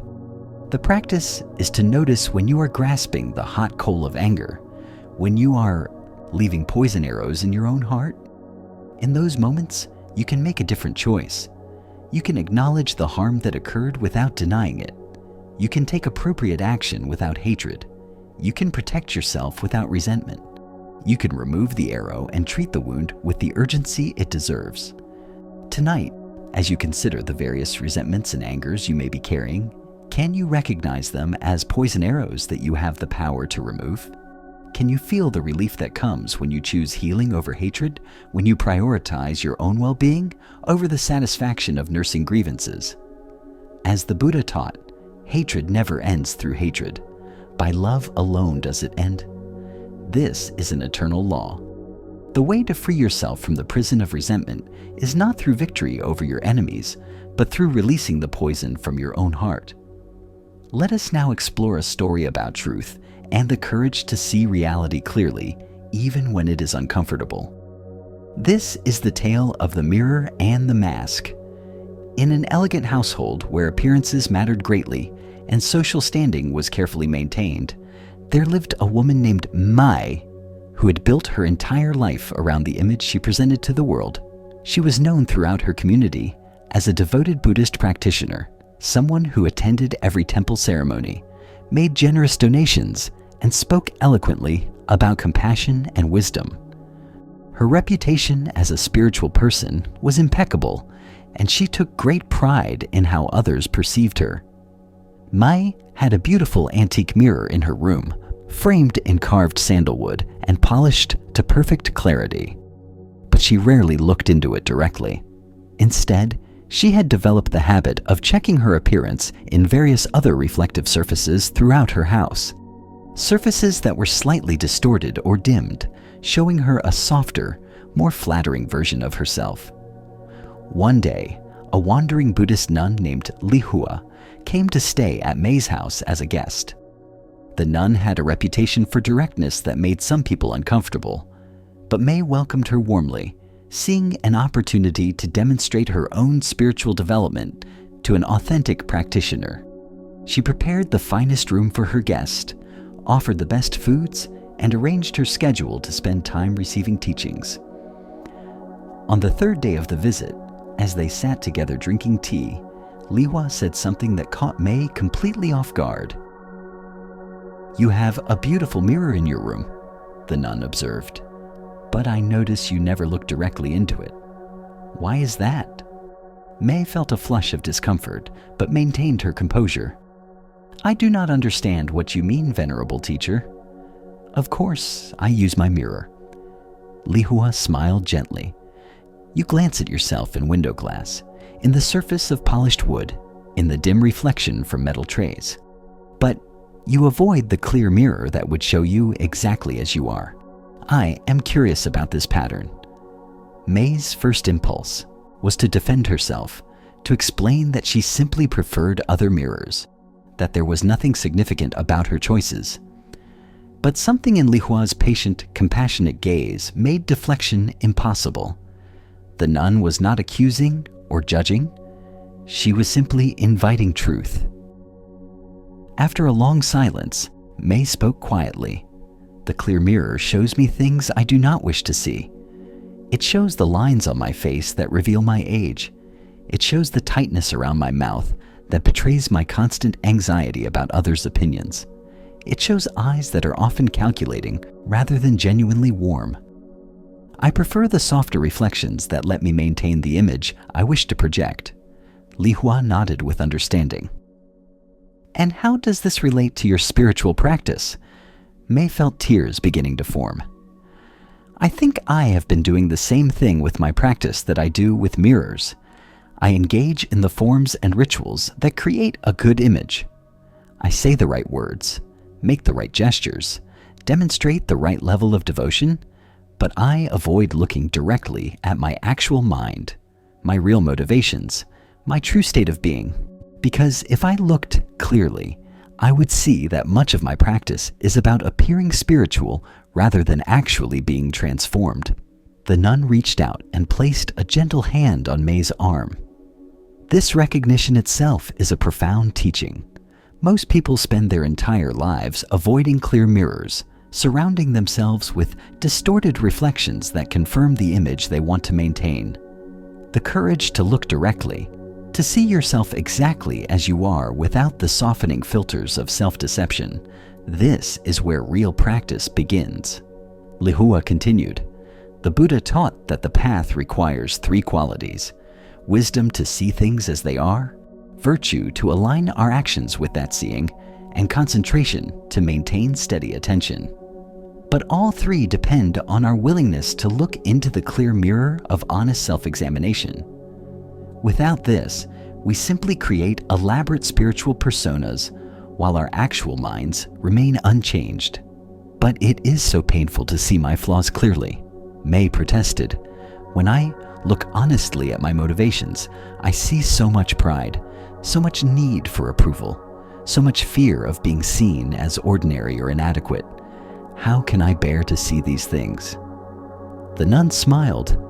"Here is the paradox. When you avoid the clear mirror, these qualities continue to run your life from the shadows. They have power precisely because you do not look at them directly. But when you finally gather the courage to see them clearly, something shifts. They do not disappear immediately, but they begin to lose their hidden power. You can start to work with them consciously rather than being unconsciously driven by them." Lihua stood and walked to the sandalwood mirror. "Come," she said, "let us practice together. Look into this clear mirror with me. not to judge what you see, but simply to see it clearly with compassion. May joined her, and for the first time in years, she looked directly into the perfect reflection. She saw her face as it actually was, not as she wished it to be. She saw the marks of time, the evidence of her anxieties, the truth of her present appearance, and as she looked, something unexpected happened. Instead of the crushing judgment she feared, she felt a wave of compassion for the woman looking back at her. This human being trying so hard to be worthy of love, working so exhaustingly to maintain an image. Now, Lihua said softly, use this same quality of attention to look at your mind. What are your real motivations for practice? What are you actually seeking?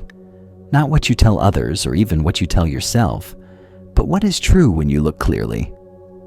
May closed her eyes and turned her attention inward with the same direct clarity she had just brought to her physical reflection. I want people to think well of me, she admitted. I want to be seen as special, as more evolved than ordinary people. I want the status that comes with being known as spiritual. I use practice as a way to feel superior rather than as a path to genuine transformation. The tears came freely now, but they were not tears of shame. They were tears of relief. After years of maintaining an exhausting facade, the truth was finally being spoken and witnessed. Do you see? Lihua asked gently. This honest seeing does not destroy you. It liberates you. Now you can begin to practice from truth rather than from image. Now you can let go of the exhausting work of maintaining a mask and simply attend to actual transformation. This is where the real journey begins. The Buddha taught that three things cannot long be hidden: the sun, the moon, and the truth. This ancient wisdom reminds us that reality will eventually assert itself no matter how skillfully we construct our illusions. Why do we avoid looking clearly at ourselves, preferring comfortable distortions over accurate reflections? Buddhist psychology explains that we develop self-images early in life, stories about who we are that feel essential to our survival and belonging. These self-images become rigid, and anything that challenges them feels threatening. We curate our self-perception carefully, highlighting qualities we deem acceptable and hiding or denying those we judge as shameful. This creates what Buddhism calls delusion, not believing things that are completely false, but seeing reality through heavy filters of preference, aversion, and self-deception. We select evidence that confirms our preferred self-image and dismiss evidence that challenges it. We surround ourselves with people who reflect back the version of ourselves we want to believe in. We avoid situations that might reveal aspects of ourselves we prefer to keep hidden. Consider your own relationship with honest self-examination. When do you avoid looking clearly at your actual motivations? When do you tell yourself comfortable stories rather than facing uncomfortable truths? Where in your life are you checking distorted mirrors rather than looking at clear reflections? The teaching here is not that we should engage in harsh self-judgment or brutal self-criticism. That would be another form of distortion, replacing an inflated self-image with a deflated one. Rather, it invites us to look at ourselves with the same clear, compassionate attention we might bring to observing a child. We can see the full truth, including the difficult parts, without condemnation. Pema Chodron taught that the most fundamental aggression to ourselves, the most fundamental harm we can do to ourselves, is to remain ignorant by not having the courage to look at ourselves honestly and gently. This ignorance keeps us trapped in patterns that create suffering because we cannot work with what we refuse to see. Look deeply at the masks you wear, the images you maintain, the stories you tell about yourself. Are they accurate reflections or comfortable distortions? What would it mean to put down the mask, even briefly, and look at the actual person beneath? Not to judge that person harshly, but to see them clearly with compassion. The practice of clear seeing begins with small moments of honesty. When you feel the impulse to present yourself in a certain way, pause and notice. What are you trying to prove or hide? When you tell a story about yourself, notice whether it is accurate or edited to maintain a preferred image. When you feel defensive about feedback, consider whether it might be touching a truth you have been avoiding. This honest self-examination is not comfortable, but it is liberating. When we stop spending energy maintaining illusions, that energy becomes available for actual transformation. When we acknowledge our real starting point, we can begin a genuine journey rather than pretending we are already somewhere we are not. Tonight, as you prepare for rest, can you experiment with May's practice of looking in the clear mirror? Can you acknowledge one truth about yourself that you typically prefer to avoid? Can you meet that truth with compassion rather than judgment, recognizing that honest seeing is the foundation for all genuine growth? As the Buddha taught, just as a solid rock is not shaken by the storm, even so the wise are not affected by praise or blame. When we know ourselves clearly, we no longer need to maintain exhausting facades. We can rest in simple truth, which is infinitely less burdensome than elaborate self-deception. Let us continue our journey with a story about generosity and the unexpected forms it can take. This is the tale of the beggar's gift. In a great temple that served as a center of learning and spiritual practice, there was an annual ceremony where benefactors would present offerings to support the monastery's work. This ceremony was a prestigious affair, attended by wealthy merchants, noble families, and prominent citizens who competed to make the most impressive donations. The offerings would be announced publicly, bringing honor and recognition to the donors. The temple's abbot, an elderly monk named Kunga, presided over these ceremonies with graciousness, thanking each donor sincerely for their contribution. But those who knew him well noticed that he seemed somewhat weary during these events, as if something about them troubled him despite their obvious benefit to the monastery.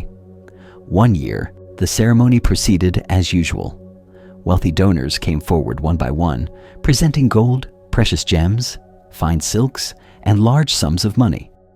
Each offering was acknowledged with the traditional blessings, and the donors returned to their seats glowing with satisfaction at having their generosity recognized before the assembled community.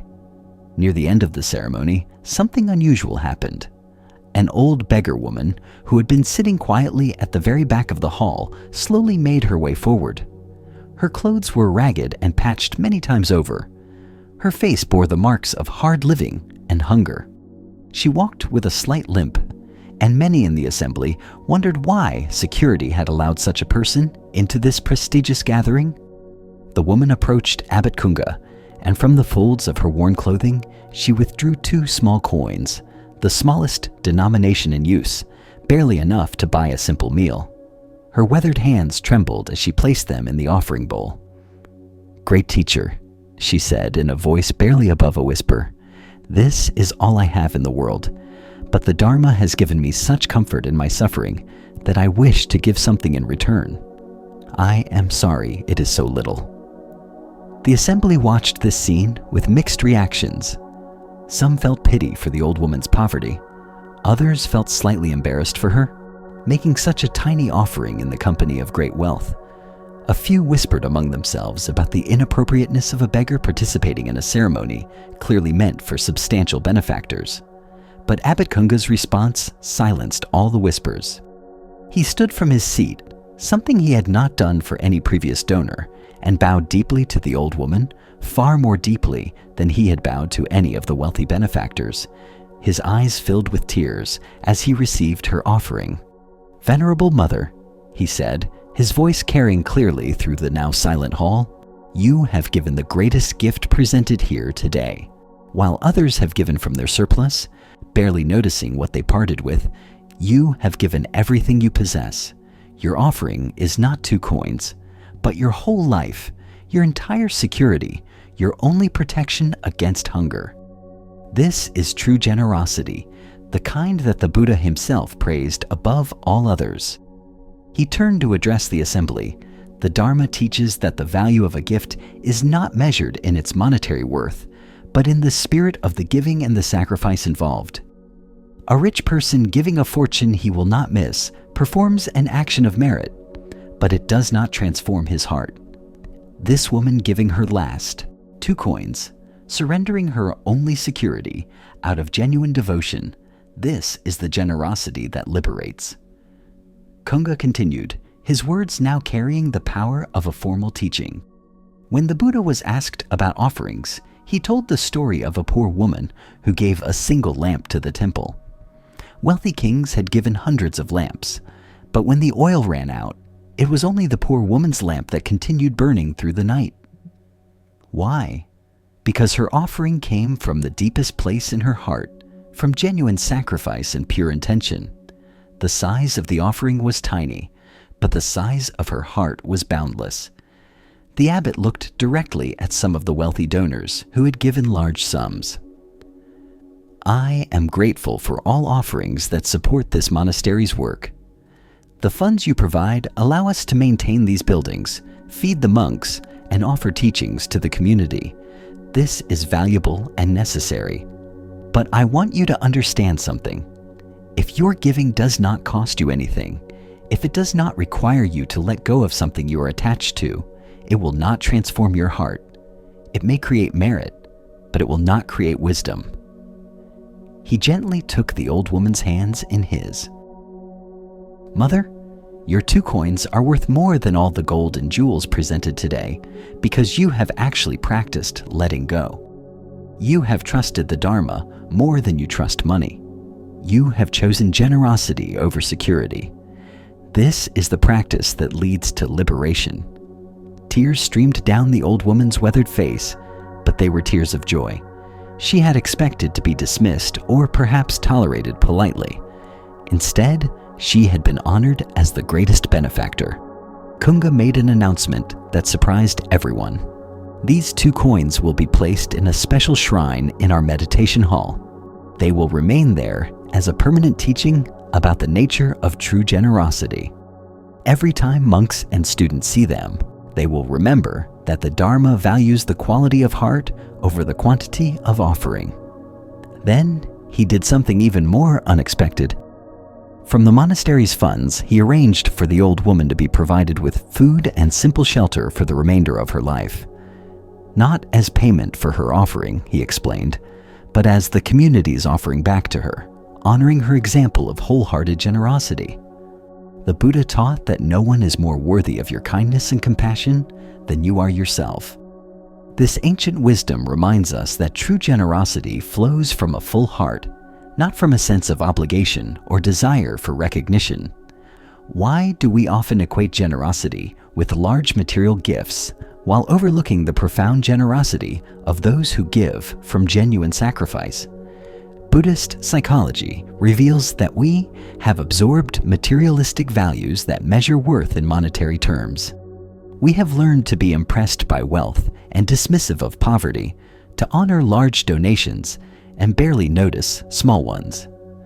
But spiritual generosity has nothing to do with the size of what is given and everything to do with the spirit in which it is offered.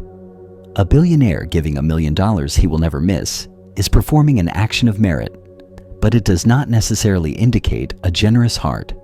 It may be given for recognition, for tax benefits, for social standing, or simply because the amount is so trivial to his wealth that parting with it costs nothing. In contrast, a poor person giving the only food in their house to someone hungrier, a struggling family sharing their small space with a homeless neighbor, an elderly person on a fixed income donating what little they can spare to a cause they believe in. These are acts of true generosity because they involve real letting go, real trust, real sacrifice. Consider your own relationship with giving. When you donate money, time, or resources, does it genuinely cost you anything? Do you feel the sacrifice, the letting go, the vulnerability of having less? Or are you giving only from surplus, only from what you will not miss? The teaching here is not that we should give away everything we have, or that we should create hardship for ourselves through excessive generosity. Rather, It points toward the transformative power of generosity that actually challenges our attachment, that requires us to trust something beyond our own resources and control. Jack Kornfield taught that generosity is not giving me what I need more than you do, but giving me what I need more than I need it. True generosity involves some discomfort, some real letting go. This is what makes it a spiritual practice rather than merely a social nicety. Look deeply at what you are attached to. What would it mean to give from that place of attachment rather than from surplus? This might be material resources, but it could also be time, attention, acknowledgement, credit, or control. Where could you practice the old woman's kind of wholehearted giving, offering something that genuinely costs you something? The practice is not to create poverty or suffering for yourself, but to use generosity as a way of loosening the grip of attachment. When you give something you are attached to, you discover that you can survive without it, that your security does not actually depend on holding tight to everything you possess. This discovery is liberating. Tonight, as you consider your relationship with giving and receiving, can you identify one area where you could practice more wholehearted generosity? Not necessarily giving more in quantity, but giving from a deeper place, offering something that requires real letting go. As the Buddha taught, if you knew what I know about the power of giving, you would not let a single meal pass without sharing it in some way. Generosity is not just about helping others. It is about liberating yourself from the prison of grasping and the delusion that your happiness depends on accumulating and hoarding. Let us now turn to a story about wisdom and the difference between knowledge and understanding. This is the tale of the 3 students and the mountain teaching. In a monastery nestled in high mountains where the air was thin and clear and the silences ran deep, a master teacher named Yeshe had 3 senior students who had each studied with him for many years. They were all intelligent and dedicated practitioners, but they approached the Dharma in very different ways. The first student, whose name was Norbu, had an exceptional memory and had memorized vast numbers of sutras and commentaries. He could recite teachings flawlessly and explain complex philosophical concepts with impressive sophistication. When visitors came to the monastery seeking Dharma instruction, Norbu could always provide extensive quotations and scholarly explanations. The second student, named Sonam, was quieter and less scholarly, but had developed a remarkable meditation practice.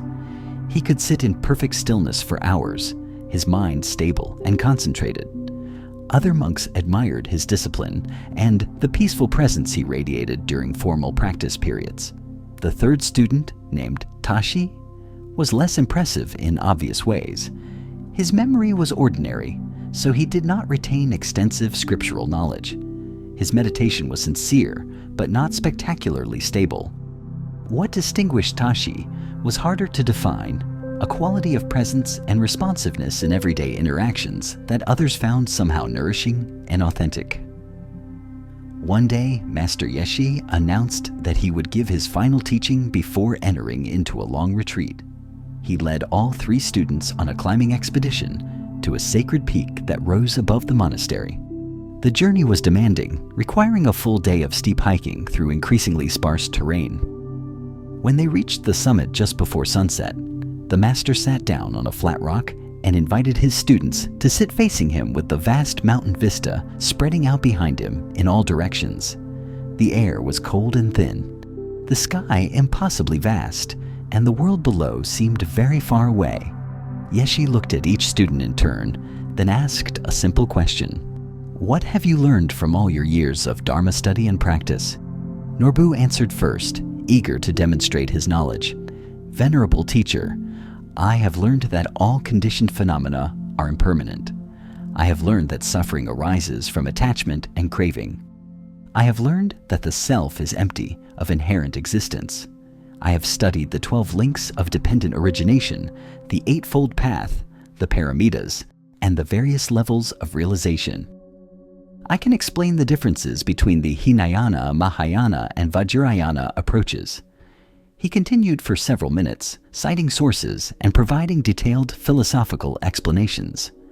When Norbu finished, clearly satisfied with his comprehensive response, the master simply nodded and turned to Sonam.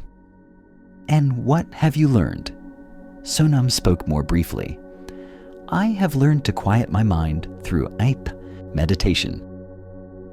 I have developed concentration that can remain stable even in difficult conditions. I have experienced states of absorption where the normal sense of self becomes very subtle. I have tasted the peace that comes when thinking stops and awareness rests in itself." Again, the master nodded without comment and turned to Tashi.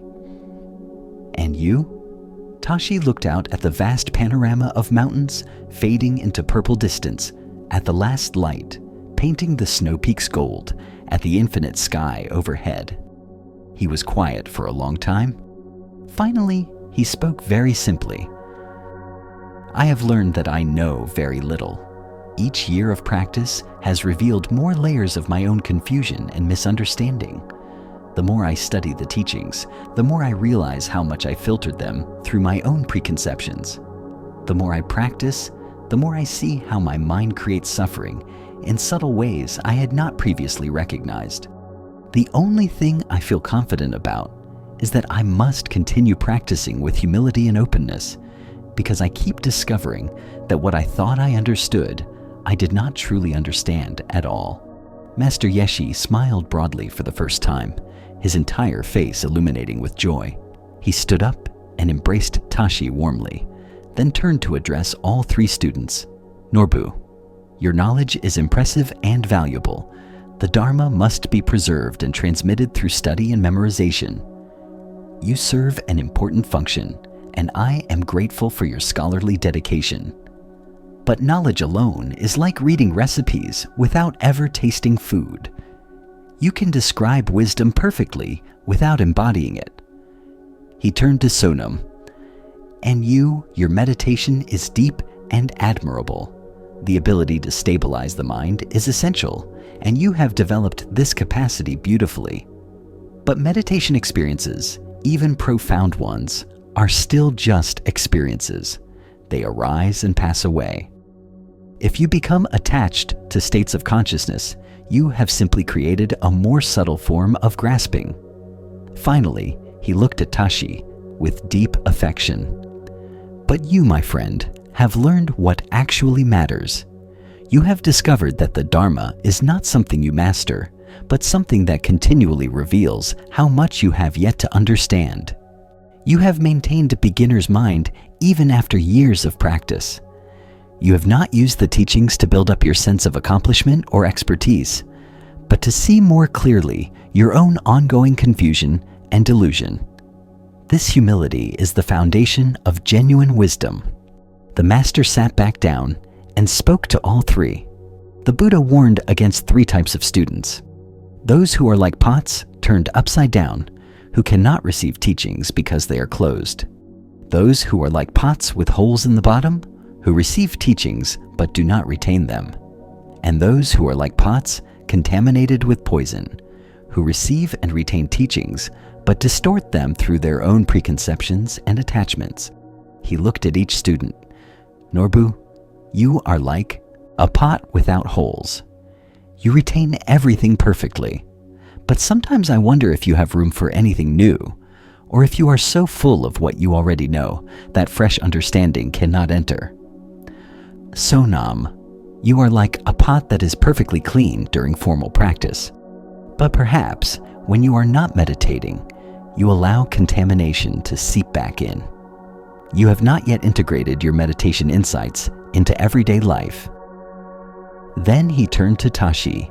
"But you are becoming like a pot that empties itself continually, remaining humble and receptive.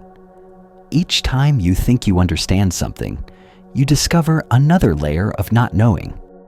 This keeps you fresh, keeps you learning, prevents you from calcifying into the prison of assumed expertise."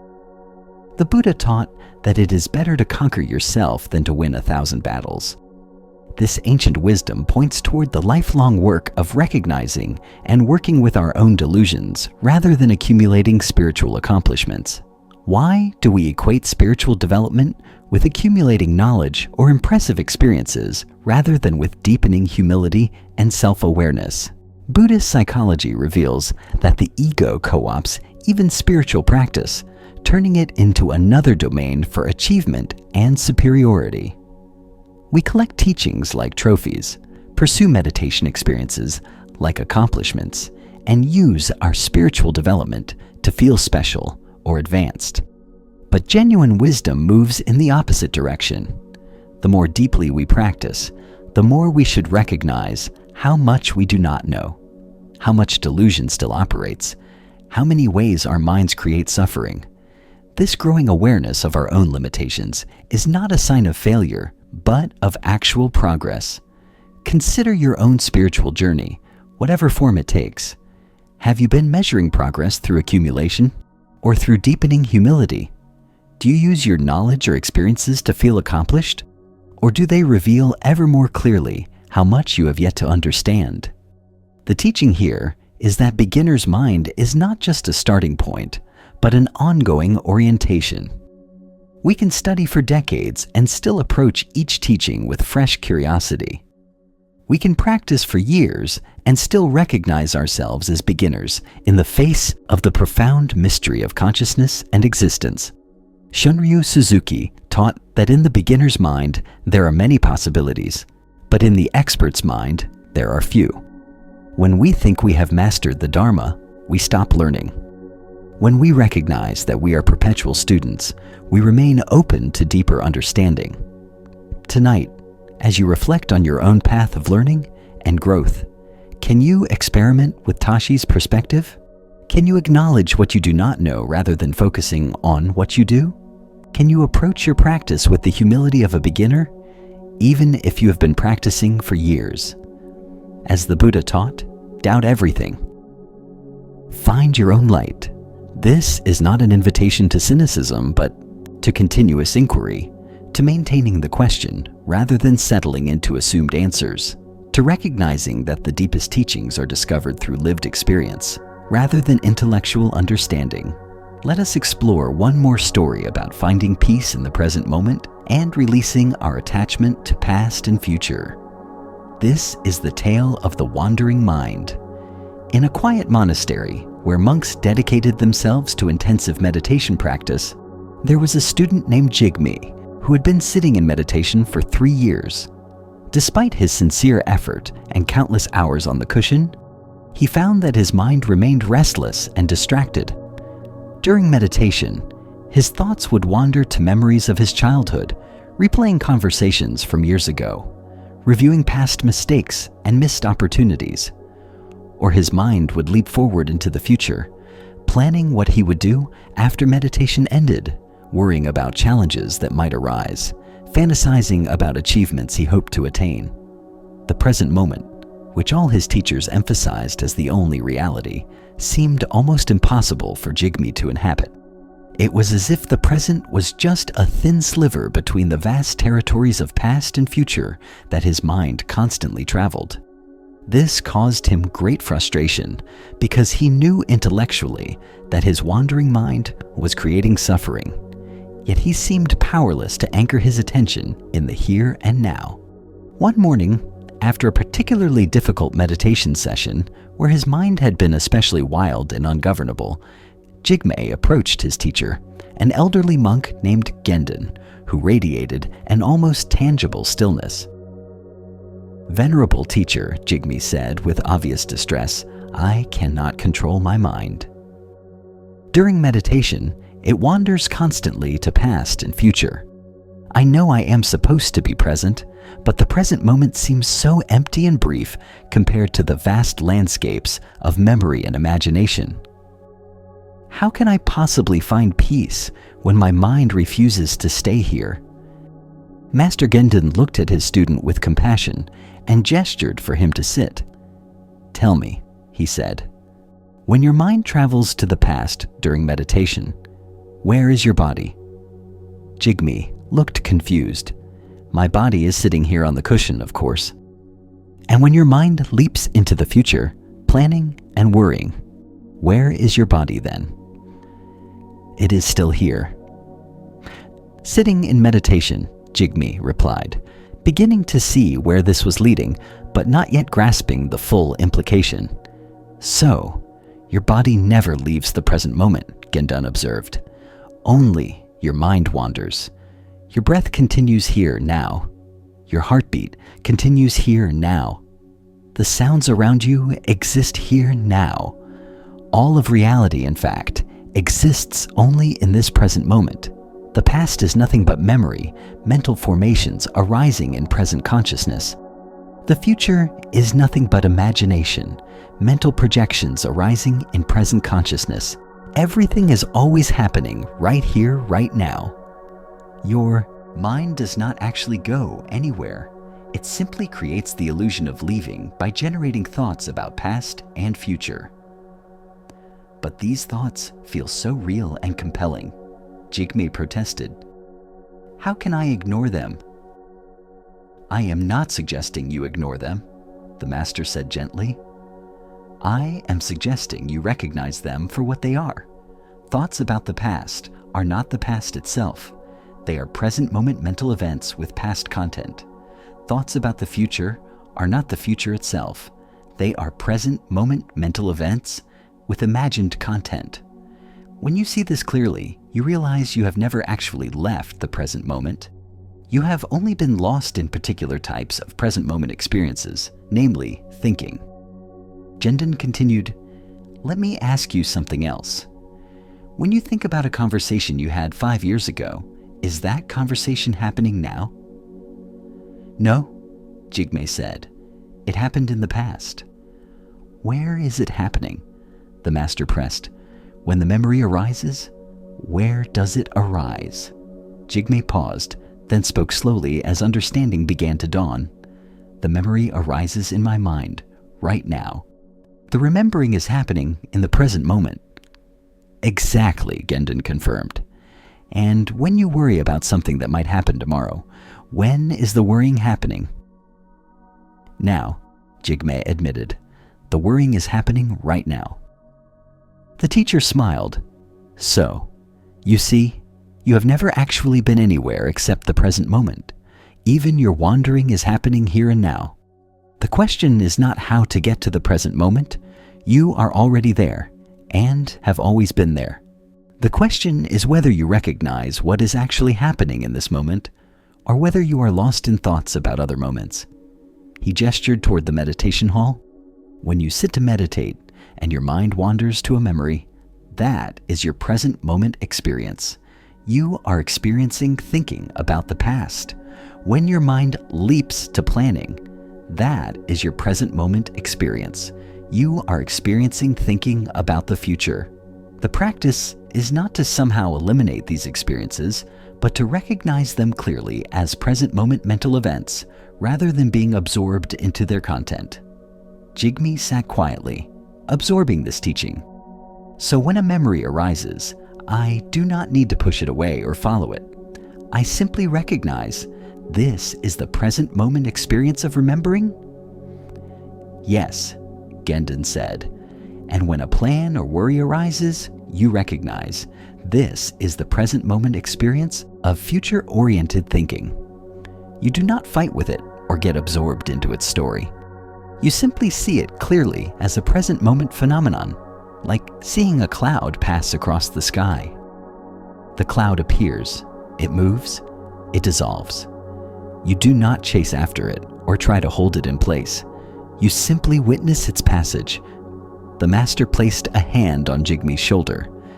The mind will continue to generate thoughts about past and future. This is its nature, and it is not a problem unless you are lost in the content of those thoughts, believing you have actually left the present moment.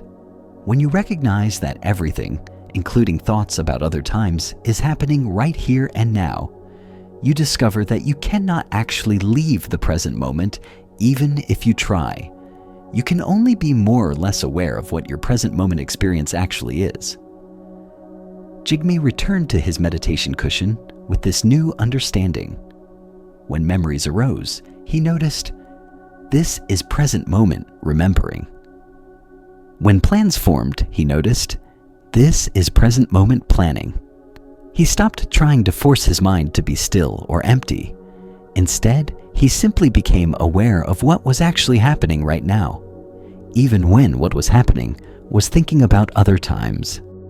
Paradoxically, this recognition brought a quality of presence and peace that all his previous efforts to control his mind had never achieved. The Buddha taught that the secret of health for both mind and body is not to mourn for the past, worry about the future, or anticipate troubles, but to live in the present moment, wisely and earnestly. This ancient wisdom illuminates that presence is not a special state we achieve, but our natural condition when we stop being lost in thought. Why do we find it so difficult to rest in the present moment when it is literally the only moment that exists? Buddhist psychology explains that the mind has evolved to learn from the past and plan for the future. This capacity has obvious survival value, but when this natural function becomes compulsive and unconscious, when we spend most of our mental energy ruminating about what has already happened or anxiously anticipating what might happen, we miss the only moment in which we can actually experience life and take action. Consider how much of your daily mental activity is focused on past or future. When you eat, are you actually tasting your food, or are you planning your afternoon? When you talk with someone, are you actually listening, or are you rehearsing what you will say next? When you walk, are you experiencing the sensations of walking, or are you lost in thoughts about your destination or something that happened earlier? The teaching here is not that we should never think about past or future. Memory and planning are valuable capacities when used consciously and appropriately. But most of us have lost the ability to choose when we engage these capacities. Instead, they run automatically and compulsively, pulling our attention away from the richness of present moment experience. Thich Nhat Hanh taught that the present moment is the only moment available to us, and it is the door to all moments. When we are fully present, we can access appropriate memories when needed and engage in wise planning when necessary. But we do so consciously, from a foundation of present awareness, rather than being unconsciously lost in mental time travel. Look deeply at your own experience of presence and absence. Where do you habitually go when your mind wanders? Do you tend toward past or future? Do you ruminate on regrets or anticipate anxieties? And what do you miss while you are lost in these mental territories? What moments of beauty, connection, or simple aliveness pass unnoticed because your attention is somewhere else? The practice is not to force your mind to be blank or to fight against thoughts about past and future. Rather, it is to recognize these thoughts as present moment experiences. When a memory arises, instead of being absorbed into the memory's content, you recognize, here is remembering happening now. When a plan forms, instead of getting lost in the imagined future, you recognize, here is planning happening now. This recognition itself is presence. You are not trying to get to the present moment or achieve some special state of nowness. You are simply becoming aware of what is actually happening right here, right now, even when what is happening is thinking about other times. Tonight, as you prepare for sleep, can you experiment with Jigme's practice? Can you notice when your mind moves to reviewing the day or anticipating tomorrow? And can you recognize these movements as present moment experiences rather than actual departures from the now? As the Buddha taught, do not dwell in the past, do not dream of the future. Concentrate the mind on the present moment, not by force or striving, but by recognizing that you are always already here, always already now, and have never been anywhere else. Let us turn to our final story about wholeness and the completeness that has always been present. This is the tale of the broken bowl. In a temple famous for its beautiful ceramics and tea ceremony traditions, There was a young monk named Kensho who had been given the responsibility of caring for the temple's most precious tea bowl. This bowl was an ancient piece, created by a legendary potter centuries ago, and it was considered a treasure of immeasurable value. Its glaze caught light in extraordinary ways, and its shape fit perfectly in the hands of those who used it for tea ceremony. Kensho was deeply honored to be entrusted with this responsibility, but the honor came with tremendous anxiety. He worried constantly about the bowl.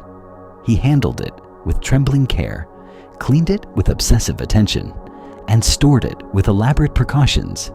Every time he removed it from its box for ceremonies, his heart would race with fear that he might drop it or damage it in some way. One day, the inevitable happened. While preparing for a special tea ceremony, Kensho's nervous hands fumbled, and the precious bowl slipped from his grasp. It fell to the stone floor and shattered into several pieces. The sound of breaking ceramic seemed impossibly loud in the quiet preparation room, and Kensho felt his entire world collapse with it. He stood frozen in horror, staring at the broken fragments. His mind flooded with catastrophic thoughts. He had destroyed an irreplaceable treasure. He had failed in his responsibility. He would be expelled from the monastery in disgrace. His entire future seemed ruined in that single moment of clumsiness. The temple's abbot, Master Ryokan, heard the sound of breaking ceramic and came to investigate. He found Kensho kneeling on the floor, tears streaming down his face, carefully gathering the broken pieces with shaking hands. "I have destroyed the precious bowl," Kensho said, his voice breaking. "There is no forgiveness for what I have done. I understand if you must send me away. I am not worthy of the trust you placed in me." Ryokan looked at the broken pieces, then at his devastated student. He sat down on the floor beside Kensho and picked up one of the fragments, examining it thoughtfully. "Tell me," he said quietly before it broke, "was this bowl perfect?" "Yes," Kensho replied miserably. "It was a masterpiece, irreplaceable, perfect in every way." "And now that it is broken?" the master asked. "Now it is ruined, destroyed, worthless," Kensho said. Ryokan smiled gently. "Come with me. Bring the pieces." The abbot led Kensho to his private workshop, where he kept various materials and tools. There, he showed his student the ancient Japanese art of kintsugi, the practice of repairing broken pottery using lacquer mixed with powdered gold. "The breaks are not hidden," Ryokan explained. "They are highlighted, made visible, even celebrated as part of the bowl's history." Over the following weeks, under Ryokan's patient guidance, Kensho learned to repair the broken tea bowl using kintsugi technique. He carefully fitted the pieces together, sealed them with lacquer, and applied the gold powder to the cracks. The process was meditative and healing, requiring attention and care, but without the anxious perfectionism that had characterized his earlier relationship with the bowl. When the repair was complete, something remarkable had happened. The bowl was no longer the pristine, unmarked object it had been before. Now it bore visible golden veins where it had broken, creating a new pattern of unexpected beauty. The cracks told a story. The golden repair added a dimension that had not existed in the original perfection. Ryokan invited Kensho to use the repaired bowl in that evening's tea ceremony. As Kensho held it, filled it with tea, and served guests, he noticed something profound. He was no longer anxious about protecting it from damage. The bowl had already been broken and repaired. Its vulnerability had been acknowledged, its fragility honored, its brokenness transformed into beauty. There was nothing left to fear. One of the guests, an elderly tea master visiting from another temple, examined the bowl closely and spoke with evident admiration. "This bowl is even more beautiful now than it must have been before it broke." The golden repair speaks of impermanence, resilience, and the beauty that can emerge from brokenness. It is no longer just a perfect object. It is a teaching about the nature of existence itself. After the ceremony, Master Ryokan sat with Kensho in the quiet evening. You thought you had destroyed the bowl, the master said, but actually, you transformed it into something with even deeper meaning. Before, it was beautiful, but fragile, precious, but anxiety-producing. Now it carries wisdom in its very form. It teaches that nothing stays perfect, that everything breaks eventually, and that brokenness can be the beginning of a new and different kind of wholeness. The teacher continued, "This is true not just for bowls, but for human lives. We all break. We all experience failure, loss, disappointment, and pain. We all fall short of the perfect images we try to maintain. And when we break, we have a choice. We can see ourselves as ruined, worthless, irreparably damaged. Or we can learn the art of kintsugi for the soul, honoring our breaks, integrating our wounds, and allowing them to become sources of wisdom and beauty rather than sources of shame." Kensho looked at the bowl with its golden veins catching the lamplight. "So, my failure was not the end of the story, but the beginning of a deeper teaching?" "Exactly," Ryokan confirmed. "Your anxiety about keeping the bowl perfect was actually a form of suffering. You could never truly enjoy its beauty because you were always afraid of losing it. The breaking freed you from that fear, and the repair taught you that wholeness is not the same as being unmarked or undamaged. True wholeness includes and integrates our brokenness rather than denying it or hiding it. The Buddha taught that you yourself, as much as anybody in the entire universe, deserve your love and affection. This ancient wisdom reminds us that we must extend to ourselves the same compassion and acceptance we would offer others, including compassion for our failures and brokenness. Why do we see our failures and wounds as evidence of unworthiness rather than as opportunities for deeper wisdom? Buddhist psychology reveals that we internalize messages from early life about needing to be perfect to be lovable. We learn to hide our flaws, deny our struggles, and present ourselves as undamaged. This creates enormous suffering because it puts us at war with our own humanity. Consider your own relationship with imperfection and brokenness. Where are you trying to maintain an image of being unmarked, undamaged, always capable and competent? What failures or wounds are you hiding because you believe they make you worthless or unlovable? What would it mean to practice kintsugi with your own life, highlighting rather than hiding your breaks, integrating your failures into your story with gold rather than shame? The teaching here is profoundly liberating. You do not need to be perfect to be whole. Your mistakes, failures, and wounds are not evidence of unworthiness, but material for wisdom and compassion. The cracks in your life can become sources of light and beauty when you stop trying to hide them and instead learn to integrate them with awareness and self-acceptance. Leonard Cohen sang that there is a crack in everything. That is how the light gets in. Our brokenness is not an obstacle to wholeness, but often the very opening through which grace, understanding, and authentic connection enter our lives. Look deeply at what you consider your failures and inadequacies. What if these were not shameful secrets to hide, but golden veins that make your life more beautiful and meaningful? What if your struggles gave you compassion for others struggling? What if your mistakes taught you humility and wisdom? What if your wounds opened your heart in ways that smooth perfection never could? The practice is to stop trying to appear undamaged and instead acknowledge your breaks with honesty and self-compassion. This does not mean wallowing in failure or using your wounds as excuses. It means integrating your full story, including the difficult chapters, with the same care and attention that kintsugi artists bring to broken pottery. Tonight, as you reflect on your own breaks and imperfections, can you begin to see them through the lens of kintsugi?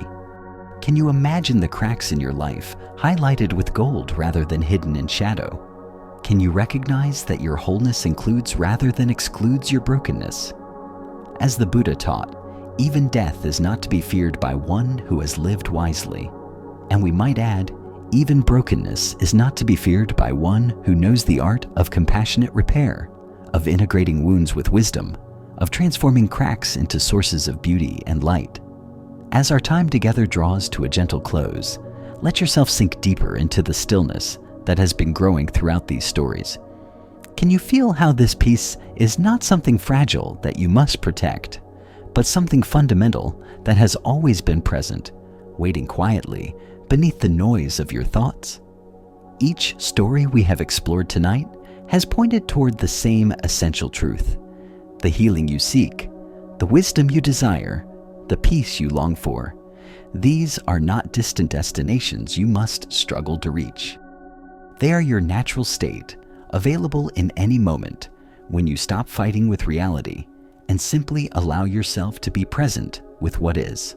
The Buddha offered this profound guidance: you are a seeker, but the treasure you seek is not far away. It is not in some distant place or future time. It is here, now, in this very moment, in the simple awareness that knows these words, that feels your breath, that witnesses your experience without being disturbed by it. Reflect on this wisdom as you prepare for deep and restorative rest. The lessons from these ancient teachers have shown you that suffering comes not from circumstances themselves, but from your relationship to circumstances. When you stop demanding that life be different from what it is, when you release your grip on past and future, when you meet each moment with acceptance rather than resistance, you discover a peace that does not depend on conditions, being favorable.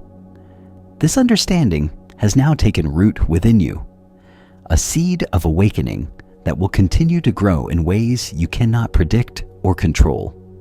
You do not need to remember every story or hold on to every teaching. The wisdom has already touched something deep within your consciousness, beyond the reach of ordinary memory. As you drift towards sleep, know that the true teaching was not in the words themselves, but in the space they created within you.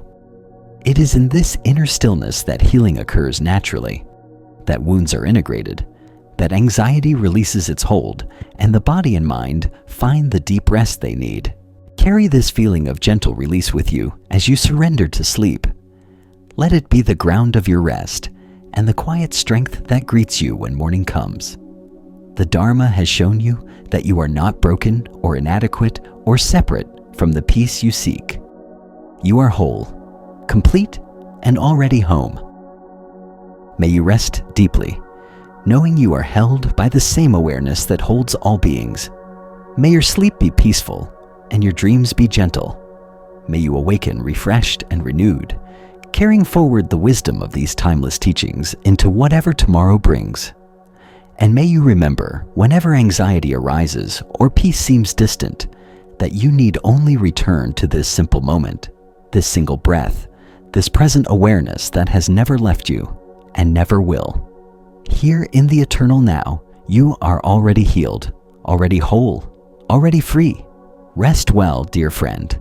The Dharma is always here, waiting patiently for your return, as near as your next conscious breath.